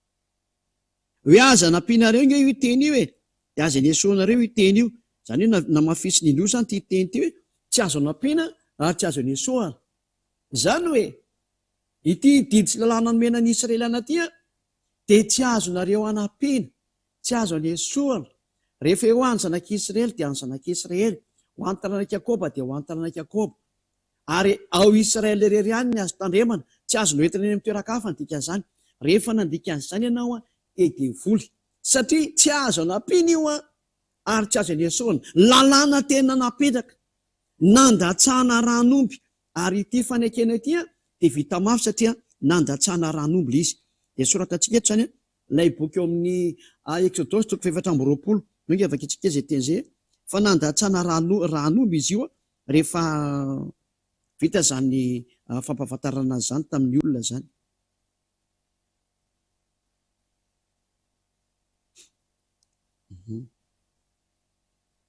tsy mety mivadika lay ty zavatra ty Exodosy 24 andininy fahatelo no nanomboka makitsika anazy manomboka amin'ny 3 dia tonga Mose ka Exodosy 24 manomboka amin'ny 3 ka hatramin'ny 8 dia tonga Mose ka nanambara tamin'ny olona ny tendretra izay nataony ava sy ny fitsipika rehetrarehetra. Dia namaly indray miretinara ny olona rehetra ka nanao hoe izay rehetra ny teny rehetra izay nolona izay ny ava dia ho ataonay. Ary Mose nanoratra ny teny rehetra nataony ava dia ny fomaraina koa izy ka nanorina alitara teo ambodin'ny tendrombohitra sy tsangam-bato 12 araka ny fireneny Israely 12. Ary ny jatovo tamin'ny zanak'Israely ny rahany dia nitondra fanatitra hodorana ireo ka namono vatotrombola atao fanaty-piavahana ho any ava. Dia misy zany vatotrombola dia nyvonono zareo zany izy io natao fanaty-piavahana. Ary nalainy Mose ny atsasaky ny raka nataony teo anatin'ny lovia, ary ny atsasaky ny raka kosa dia natopony teo amin'ny alitara. Dia naka ny boky ny fanekena izy ka namaky teny tony atrehan'ny olona. Lasa boky ny fanekena zany ny soratan'i Mose teo. Ary hoy ny olona izay rehetra ny olona izay ny ava dia ho atao aminay sy hoekenay. 19. Dia nalainy Mose ara ny raka natopony tamin'ny olona. Dia hoy izy, indro ny raha ny fanekena izay nataony ava taminareo ny amin'izany teny rehetra zany. Zay any hoe sady nafafy tany amin'ny olona zany izy nalefa tao amin'ny boky ny dikan'izany. Dia hoe indro ny raha ny fanekena izay nataony ava taminareo ny amin'izany teny rehetra izany. Mazava zany izay teny izay hoantsika hita izay mihaino sy nandreny fampianarana teo fa tena vita mafy io fanekena io, nandatsahana ranomby ny fanekena teo amin'ny atrehan'ny Mose sy ny zanak'Israely teo anatrehan'ny dada Iava. Vita mafy io fanekena io, tsy azo anapino io fanekena io, tsy azo ny esorana io fanekena io. Ny fanaovana tamin'ny Andriamanitra Abrahama Iava tamin'ny zanak'Israely tamin'ny alalan'i Mose izay efa nisan'ny Israely anany koa. Izany hoe natao didy ho an'ny zanak'Israely ary tsy afaka miala eo zareo. Raha vao mitandrina ny didy folo izy dia efa io ray manontolo io 300 nisan'io lalàna io. 613 loa io zany ozy rehefa nanisana azy. Ka amintsika rehetra izay efa mandray amin'izao zany dia tadidio tsara fa tsy azonao kiteriny ao anatiny io, tsy azonao anapina ny teny ao anatiny io, fa didiny avandriamanitra natokana ho an'ny zanak'Israely rery, ireo izay andevy tany Egypta dia izy sy ny taranany natokana ho an'ny zanak'Israely, ary ao amin'ny tany Israely rery io no azo tandremana, tsy mahazonao entina mivoaka tao fa ny tena mipetraka nefa ty nataonareo ty. Eny ty fantian-dalàna nataonao ty iny. Dia nahenao izao teny izao ny sasany dia avy hatrany dia nangalatra an'ilay ty fampianarana ty dia nanova. Dia tsika koa fa tsy mitandrina ny lalàna Mose fa mididy folo tandremana ihany. Satria ilay didy folo tao amin'ny seza fiandrian'Andriamanitra, iny efa nazavaiko taminareo iny. Ilay hoe izao ny historan'io teny io natahotra ny zanak'Israely rehefa nandiha ilay teny. Ka rehefa natahotra izy dia izy ihany no teny hoe aza atao amin'ny teny amin'ny atsony io Andriamanitra io. Fa aleo hijanona, fa ndany ianao miakatra any dia mihaino izay. Ka ny zanak'Israely nangataka an'ilay izy dia neken'Andriamanitra ilay izy. Ka rehefa neken'Andriamanitra dia nampiarin'Andriamanitra ny teny. Fa tsy koa ny nijanona teo amin'ny folo io, no hoe ny folo ihany no avy any aminazy fa ny sisa tsy avy any aminazy. Non. Ny teny dia 316 ny total. Fa ny zanak'Israely no natahotra dia tsy nitoy ilay teny, izay ny marina izay. Fa nazavaiko taonareo ka zava-tiditra. Tsy hiverenana intsony. Tena mikoakoaka be. Tsy ilay koaka ny enonao fa ilay teny ino ihany. Nahoara, dia toy antsika indray ny teny sy ny fampianarana. Rehefa taty aoriana nefa izay zany ilay totaly be ilay didy folo sy lalàna Mose tandremo azo anampianao dia azo enesorana io teny io avoaka antsika ery zany. Tsy azo anampiana io, tsy azo enesorana fa didiny avy Andriamanitra. Io no teny io rehefa resy lahatra ianao fa nataony olona tafiditra any amin'ny lalàna diavoly ary novonoina ho any amin'ny diavoly dia mandrosira miala tao ary manatona ny Elia. Manatona ny ziadiany hafa tsy mandeha makany amin'ny mpangalatahaka ny ray ianao. Fa ny batisanao tsy afaka eo mihitsy ane. Izay natonga nanisaka ilay batisa tany voalohany. Hoe ianao ty fampianarana ty dia resy lahatra ianao dia indefa hiavinavina ianao dia tsy manatona ny Elia fa andeha tady fiangonana rehetrarehetra any. Nga afaka izany nareo menakavy. Izy ilay nanao batisa nareo fa ianao no miraikitra. Tsy afaka eo izany ianao. Fa tsy maintsy manatona ny ziady Elia anao mbo sasana ho afaka amin'io adalanana nampidirina taminao io. Dia io agegena nampidirina taminao io. Dia io fahotana matsiravina nampidirina taminao satria izao nge dita fa fampanoty ianao e. Voapanga ianao tamin'ilay katesisy kely sy ilay boky ninareo tamin'ny katekômène ireny. Fa voapanga ireny inge ianao e. ianao nandeo mpahafoloka ianatra am'izay nga tsy efa nitandrina didifolo ianao nydikany io efa miampanganao daola nge reny io jesosy tomponao io jesoa tomponao io izy nge naponao an'io resaka io miampanganao daola nge reny ary ny batisanao mbola miampanganao mitafy an'lay andriamanitra tsy izy mamono olo io ianao no maty ny faimpiry zay fa ny aza mba maty am'izao nao vatra dia any amin'ny elo tokoa anao vo mijanona mba tonga saina ao ary inona ny zavatra niseho mikasiky ny am'ty didy fosilana mose ty i zavatra niseho tamin'io dia natesin'andriamanitra le sary satria ny profiteny zanak'Israely izy ka rehefa ny profiteny zanak'Israely le resaka fisoroa satria io ny fanafanany zareo amin'ny fahotana mantsy io fisoroana io manafaka ny fahotana zanak'Israely indre mandeha sataona dia io ny andrasan'izy menakavy manota izy dia miandry an'io le fotoana anafana fahotana io izy ka rehefa tonga io dia tena manomeny matavy mihitsy ny zareo ny tsara indrindra dia tena tezitra am'izay dadayava dia nifoanany am'izay ny fisoroanana dia izay le fantanimeko anareo jiosy rehetrarehetra nazo zany fanteny zany monko ny jiosy gasy hoe aiza zany no mahafaka ny fahotanareo nareo izay namono any Ahosoa fa le Andriamanitra Abrahama mihitsy angenina napotika ny fisoroana zay fanesoana ny fahotanareo indray mandeha sataona aiza zany ny fanafanareo amin'ny fahotana dia namoaka teny indray moa zareo tsy tahotra tsy enatra mihitsy hoe milaza fa misy mpaminandry namoaka lalàna ho any zareo mba hanafaka ny fahotana ary nametrako ny fanontena itsa moa milaza aminareo fa mahafaka ny fahotanareo ty tenina mpaminany ty fa nganareo nao fifanekena tamin'ity mpaminany ty hoe amboary ny molotra anao sy ny karazany fanamboarana ny molotra dia tsy midika fa afaka ny fahotana ianao fa ny fahotana ny Israelianina dia afaka le amin'ilay indray mandeha sataona amin'ny fanaovana fanatitra eo afaka itsika le izy ary aiza moa izy iny eo amin'ny bokin'ny Léviticus 16 Léviticus 2:20 janao ke afaka itsika ny teny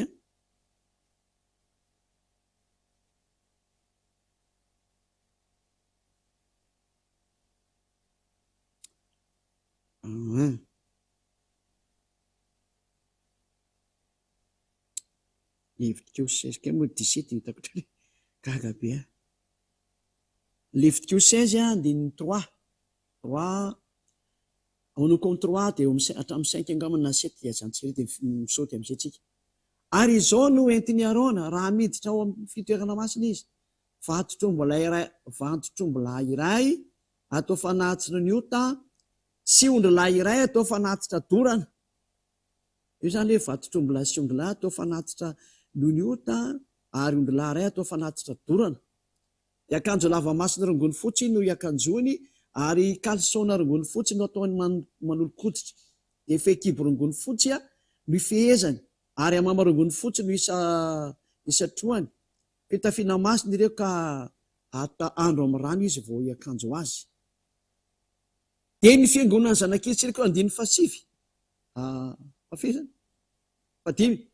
ary ny fiangonana ny zanak'Israely dia handraisany ondrilahy osolahy roa zafady atao fanatitra ny ota sy ondrilahy iray atao fanatitra dorana io zany le resaka hoe misy omby ondry osy reo izy ireo anaovana le fanatitra noho ny fahotana sy anao ny fanatitra dorana zany dia ody iantsika amin'izay le izy ary amin'dininy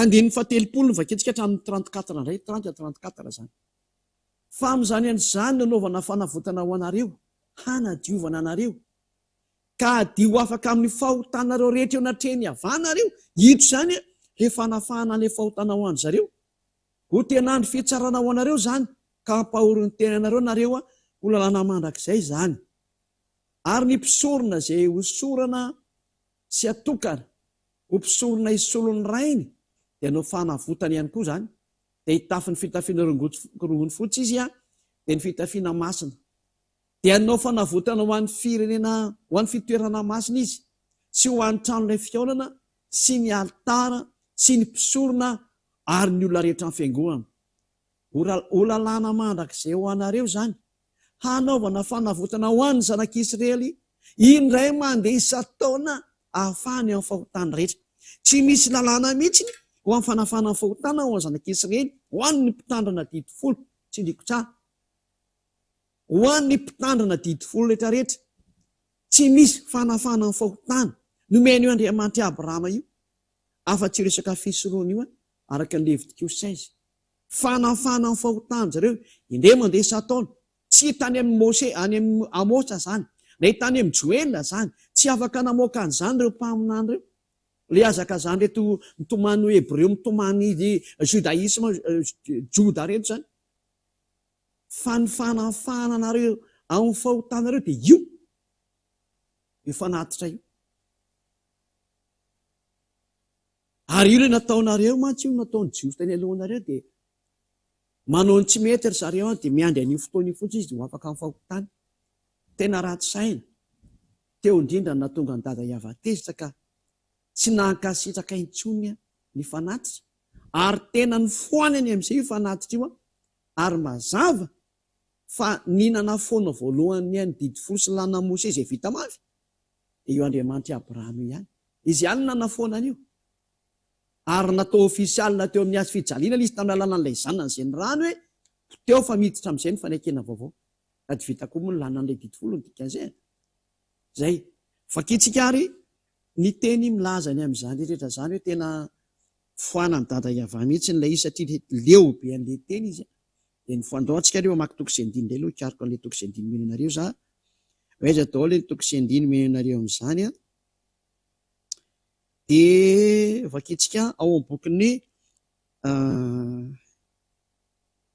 Isia 1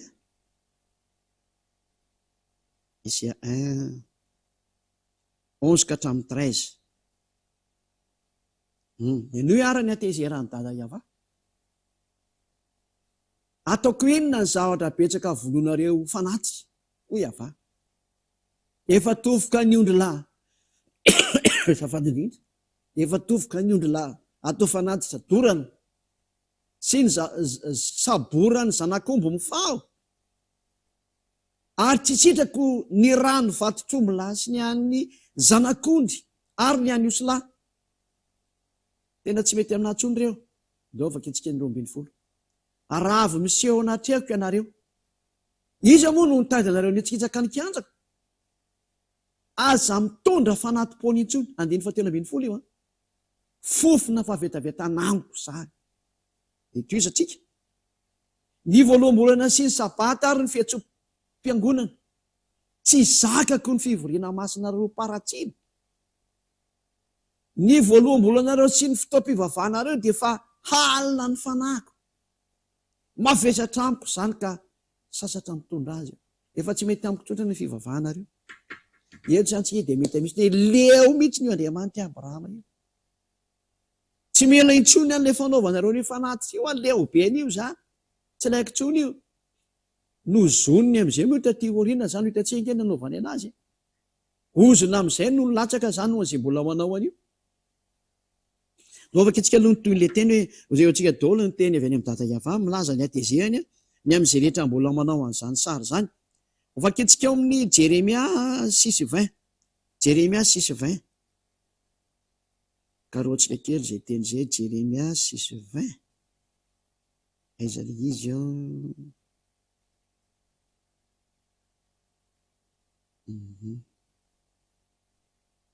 Nahoana no hitondrana didikazo manimpofona avy any Seba aho, sy veromanitra avy any amin'ny tany lavitra, tsy setrako ny fanatitra doranareo, ary tsy manko ny zahatra vononareo atao fanatitra. Zay. Zava-tozany zany.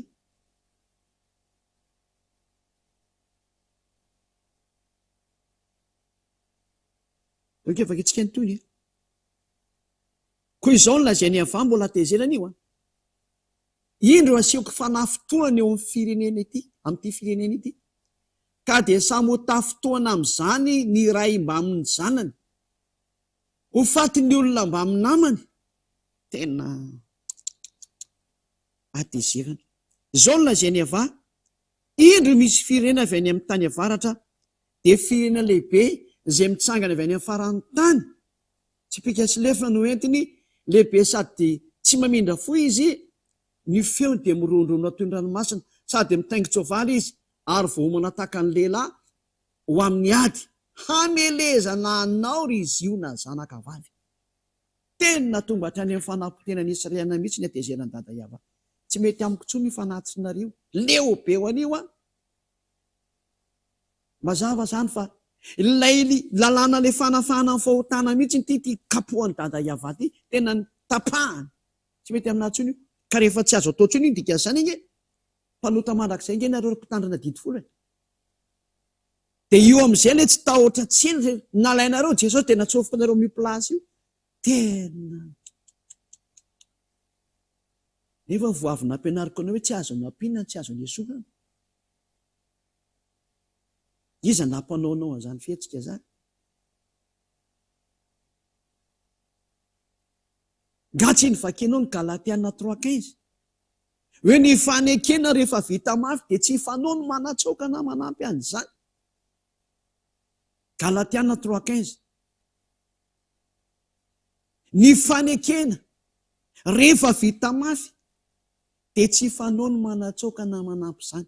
Na ny olona raha tsy samanao an'izany fihetsika zany hoe rehefa nisy fifanekena natao ka tena nentina tany amin'ny commune io zavatra io de tsy samikitikitika tsony fa raha okitiana de aleo mihitsy mamerina misy mandrava an'le teo de manao vaovao fa magaga ana reto olombelona reto fa makany amin'ny commune mba misy mahay an'izany ihany fa ny fivavahany zareo tena fivavahana tena mandeha ny mitsizy mihitsy fivavahany de mono mihitsy ny fivavahana mandeha ho azy makany amin'ny fandikan-dalàna tsy fanarahana teny mihitsy na ny kely aza ary nge mampanota anareo vakio tsara le Galatiana 3:15 fa mifanampy amin'le Deutéronomia 4 deo sy ny Deutéronomia 13 hoe ny fanekena rehefa vita mafy de tsy fanao manatsoka na manampy izany tena zavatoza mihitsy ny dahora to izitsika ihany ny teny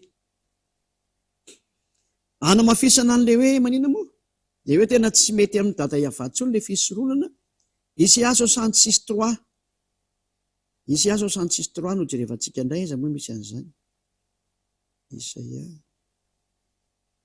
66 voilà kasika amin'ity fanatitra ty any zany lefa fanafana any zany kesely ndre mandesa taonany amin'ny fahotana inao ke jerevantsika mihitsy le teny ao amin'ny andininy 7 zay mamonomby de ohatra ny mamono olona zany hita am'izay le oziny ito mamono le omby ianao fa mitovy mamono olona ianao hoe zany no midika fa tsy mety amin'ny tony le fisoronana zay mamono le atao fanatitra de ohatra ny mamolaka vozina alika efa no any ivelany ny alika tovy amin'ny makalika ianao zany de aolanao ny voziny raha mbola mitondratonda fanatitra eo zany ianao de zay ny mitovy aminao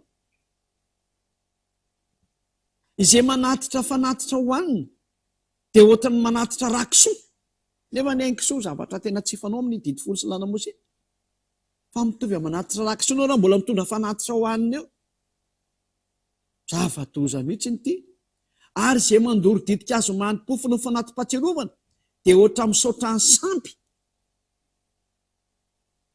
mitovy amin'ny manompo sampy ianao raha ohatra anao ka mbola manao an'izany fihetsika zany teo de voapirofo mihitsiny ary mazava be ny teny fa tena tsy nekeny dada iava-Andriamanitra Abrahama intsony ny fanaovana ny fisoroana midika zany fa tsisy tsony ny famelan-kely koa ho azy mitandrina ny didy folo tsy lalàna Mose zay tsy azo sarahana tsika rehefa teo fa teo aza nampiana de aza niesorana ny teny tsy azon'ireo sarasarana zany io dikan'izay fa de voly le miteny hoe lalàna seremonialy lalàna kultoraly lalàna misy hafa koa filazana fa tsy tadidiko tsara misy ka sarasarana zareo mihitsy ny izy avakely ny ten'Andriamanitra amin'ny teny izany raha misy ao fa ny voalaza ao de boky ny fanekena ny voalaza ao ary aza nampiana de aza niesoana tsy aza ireo sarasarana ohatra n'izany io teny io ny fanekena rehefa vita mafy de tsy fanao ny manatsoka na manampy izany ka iny ny teo seremonialy kultoraly zao lalàna moraly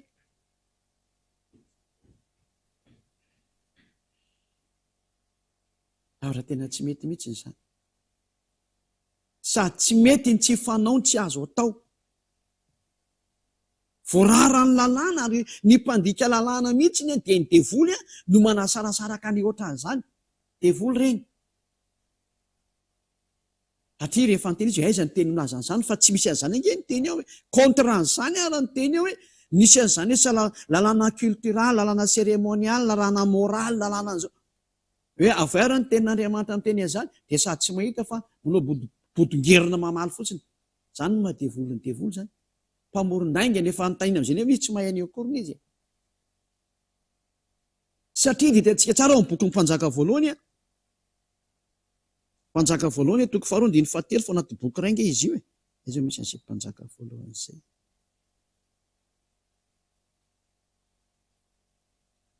toko 27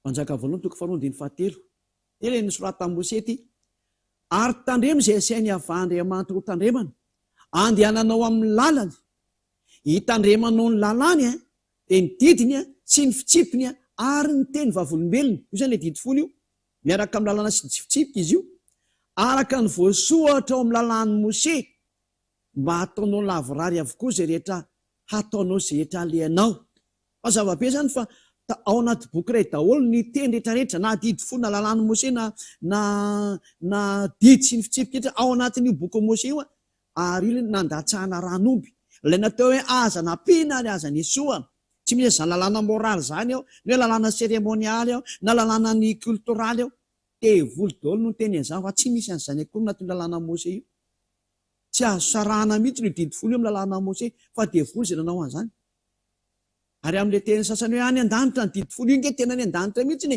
mbola nampandainga an'Andriamanitra fa tsy isy didifolo zany any araka ny boky ny Deutéronomia toko 70 ingevaka itsikity efa namafisina daholo motony Deutéronomia 30 nomboka amin'ny 11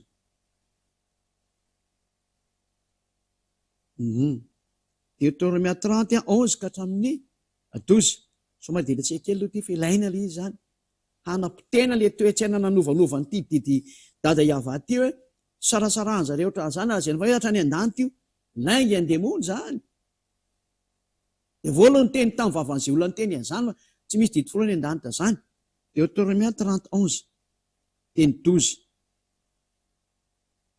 zao lalàna izao zay andidiko anao anio dia tsy dia sary-patarina aminao ary tsy malavitra tsy any an-danitra izany ka anaovanao hoe iza niakatra any an-danitra ka azao antsika mba ho enotsika ka araintsika mazava-be mihitsy ny teny hoe tsy any an-danitra io didifolo io lainga be ho an'izay olona ny teny any an-danitra io fa tsy any zany io lainga zany reny le mitady hevitra ny ampitandranao le didifolo io apiditra foana ny resaka sabata sy ny kisoa ary aka ny ampafolo-karenanao dia tadiavina daholo ny hevitra fa tsy any io mazava-be io teny io hoe rehefa tsy aty io dady ava dia tsy aty io ka zay rehetra niditra tarikatra amin'ny boky ny Apokalipsy 15 hoe ny vavolombelona le galina dia ino moa hoe ny didifolo dia tena diso be nareo fa tsy mahazo makany io satria ny tenin'Andriamanitra hoe tsy any an-danitra zany ka raha misy miteny fa ny an-danitra zany devoly no teny an'iny devoly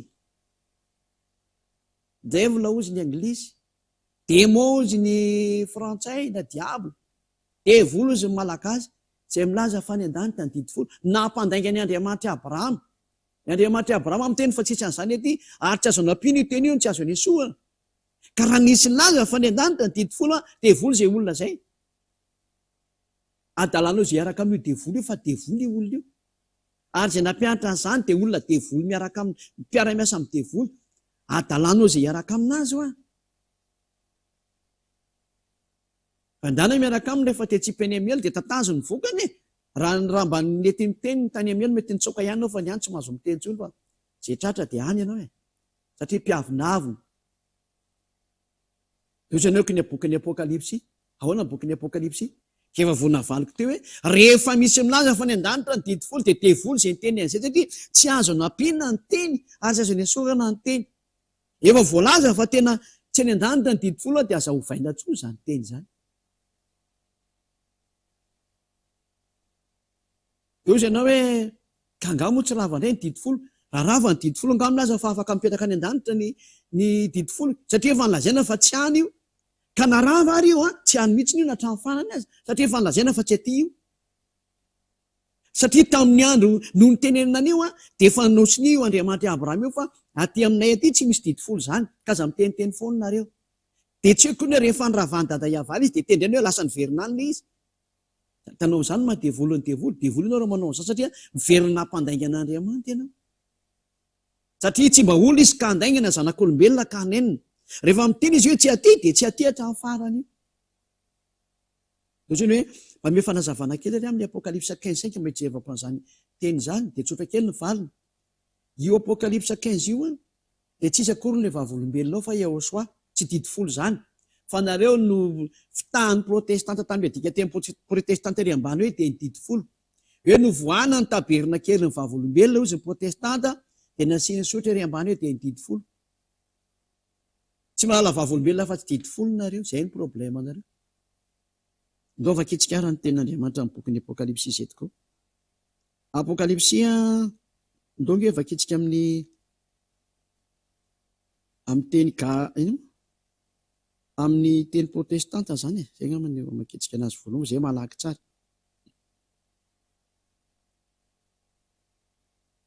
Bible katolika romanina de apokalypsia atoko voalohany no vakitsika zany atomonarana defatra de hitsika ny fanambarany Yehosoa izay nomen'Andriamanitra azy mba hanehony amin'ireo mpanompony zavatra tsy maintsy tonga faingana sy nanyrahany anjely hampahalalaina ny Jaona mpanompony zay ia zany le mpanao fanambarany Yehosoa zany Yehosoa zany tia manao fanambarana tia tao an-danitra zany de io fanambarana io no natao tao amin'ny trano ilay ny fanambarana zay ny eo amin'ny Bible katolika romanina zay original natao tao amin'ny trano ilay ny fanambarana izy io zay nataon'azy io trano ilay ny fanambarana zany zay taorinan'izany ino hitako novoana ny tempoly nisy ny trano ilay ny fanambarana tany an-danitra hitanareo zany trano ilay ny fanambarana no voalaza ao zany hoe trano ilay fanaovana fanambarana ka lay manao fanambarana dia tsiza fa Yehosoa ary Yehosoa le vavolombelona resahana raha misy zany zay vavolombelona resahana any amin'ny lanitra de Yehosoa ny vavolombelona any araka ny apokalypsia 3:14 zany oe vakitsika ny apokalypsia 3:14 zany hoe izy ny vavolombelona zany manorata koa ny anjelin'ny eglizy ny Laodicée zany io miteny anankiray eglizy Laodicée izao no lazainy amenina lay vavolombelona matoky sy marina fototry ny zavaboarin'Andriamanitra voalaza eto mihitsy ny samy fa ny vavolombelona raha vo bokin'ny apokalypsia ny resana de Yehosoa zay le vavolombelona any fa tsy misy zany hoe ny vavolombelona de ny didifolo fitahan'ny protestanta nareo fa tsisy an'izany fa ny tena voalaza ao de ny Yehosoa ny manao an'ilay fanambarana ary tsy any an-danitra mihitsy zany didifolo zany ka raha misy vavolombelona resana ny amin'ny bokin'ny apokalypsia Yehosoa zany resana zany araka ny apokalypsia ihany mo vaketsika amin'ny apokalypsia 1:5 ary avy amin'ny Yehosoa lay vavolombelona matoky lamatoa amin'ny maty ary filohan'ny mpanjakany tany Yehosoa zany le vavolombelona matoky tony efa narana diso napetraka katolika ohatra de nahitsiko amin'izay izy hoe Yehosoa ny eo atony le famitaham-bahoaka tony natonga andrehetrehitra ho lasa mpanota zany ka raha misy resaka vavolombelona zany resana bokin'ny apokalypsia de tadiova tsy misy didifolo any amin'ny lanitra any fa ny vavolombelona ao de Yehosoa de nareo moa zany voafitaka le hoe didifolo amin'le Bible katolika Bible protestanta vakiko zay vakiko am'izay le ny protestanta zany tenina voanareo ty apokalypsia 15:5 ary rehefa afaka zany de nahita aho fa indro novoana ny tempoly de ny taberna kely ny vavolombelona tany an-danitra de voanita vavolombelona nareo de nasiany protestanta didifolo tery ambany de niara-ny jabaka ataonareo ohatran'ireny miaramila disoady rehetra ireny miara-nakany amintsy izy zava-doza amina tambo voafitaka ray tanàna na rehetrarehetra ray fiangonana ray trano ray firenena voafitaky ny protestanta daholo nareo eziny namitaka anareo trany dia nataony nandika lalàna nareo menakavy ny teny areo tsy any an-danitra ny didy folo efa nareo ty milaza fa ny an-danitra indray ny didy folo iny ty adalana meo pampana tya tena tsy mba misaina mihitsy ary tsy mandinika mihitsy na nikeny aza ohatrany hoe ianao tena ohatra mery fiteny zay mihitsy anao voasitrana ratsy zany tsy sitrana zany ianao ka rehefa sy tianao ny sitranina dia aza mihainao fa rehefa ny Elia ny teninay tsy tonga amin'ny fahendrena tahaka nataonareo olombelona namonanareo nakany amin'ny hely fa ny teninay tsy tamin'ny fanehoana ny fahendrena olombelona fa tamin'ny fanehoana ny hery sy ny fanahy avy any amin'ny dada Iava mba tsy horehanareo amin'ny fahendren'ny olona fa tompony ty taberna kely ty ny tompony io dia Yahosoa satria izy no miditra ao manao ny fanambarana mazava zay fa ny didy folo tsy any an-danitra zany mihitsy io fa dia volona mpianatra anao an'izany mazava zay zay teny zay ary eo zany no ilazana amintsikatrehitra mihitsy ny hoe tena matina rehetrarehetra tena novolona ty tena nanao foana ataony mihitsy izy dia izao amizay raha moa dia efa mazava-be mihitsy ny teny hoe tsy any an-danitra ny didy folo mazava-be zay na vita mafy dia tsy azoko tehana aiza zay mahafaka anareo amin'ny fahotana amizay satria ny lalàna tsy azo no rehivalozana dia tsy maintsy amin'ny fanatitra vo afaka io tsy anareo vo afaka esorina amin'ny fahotana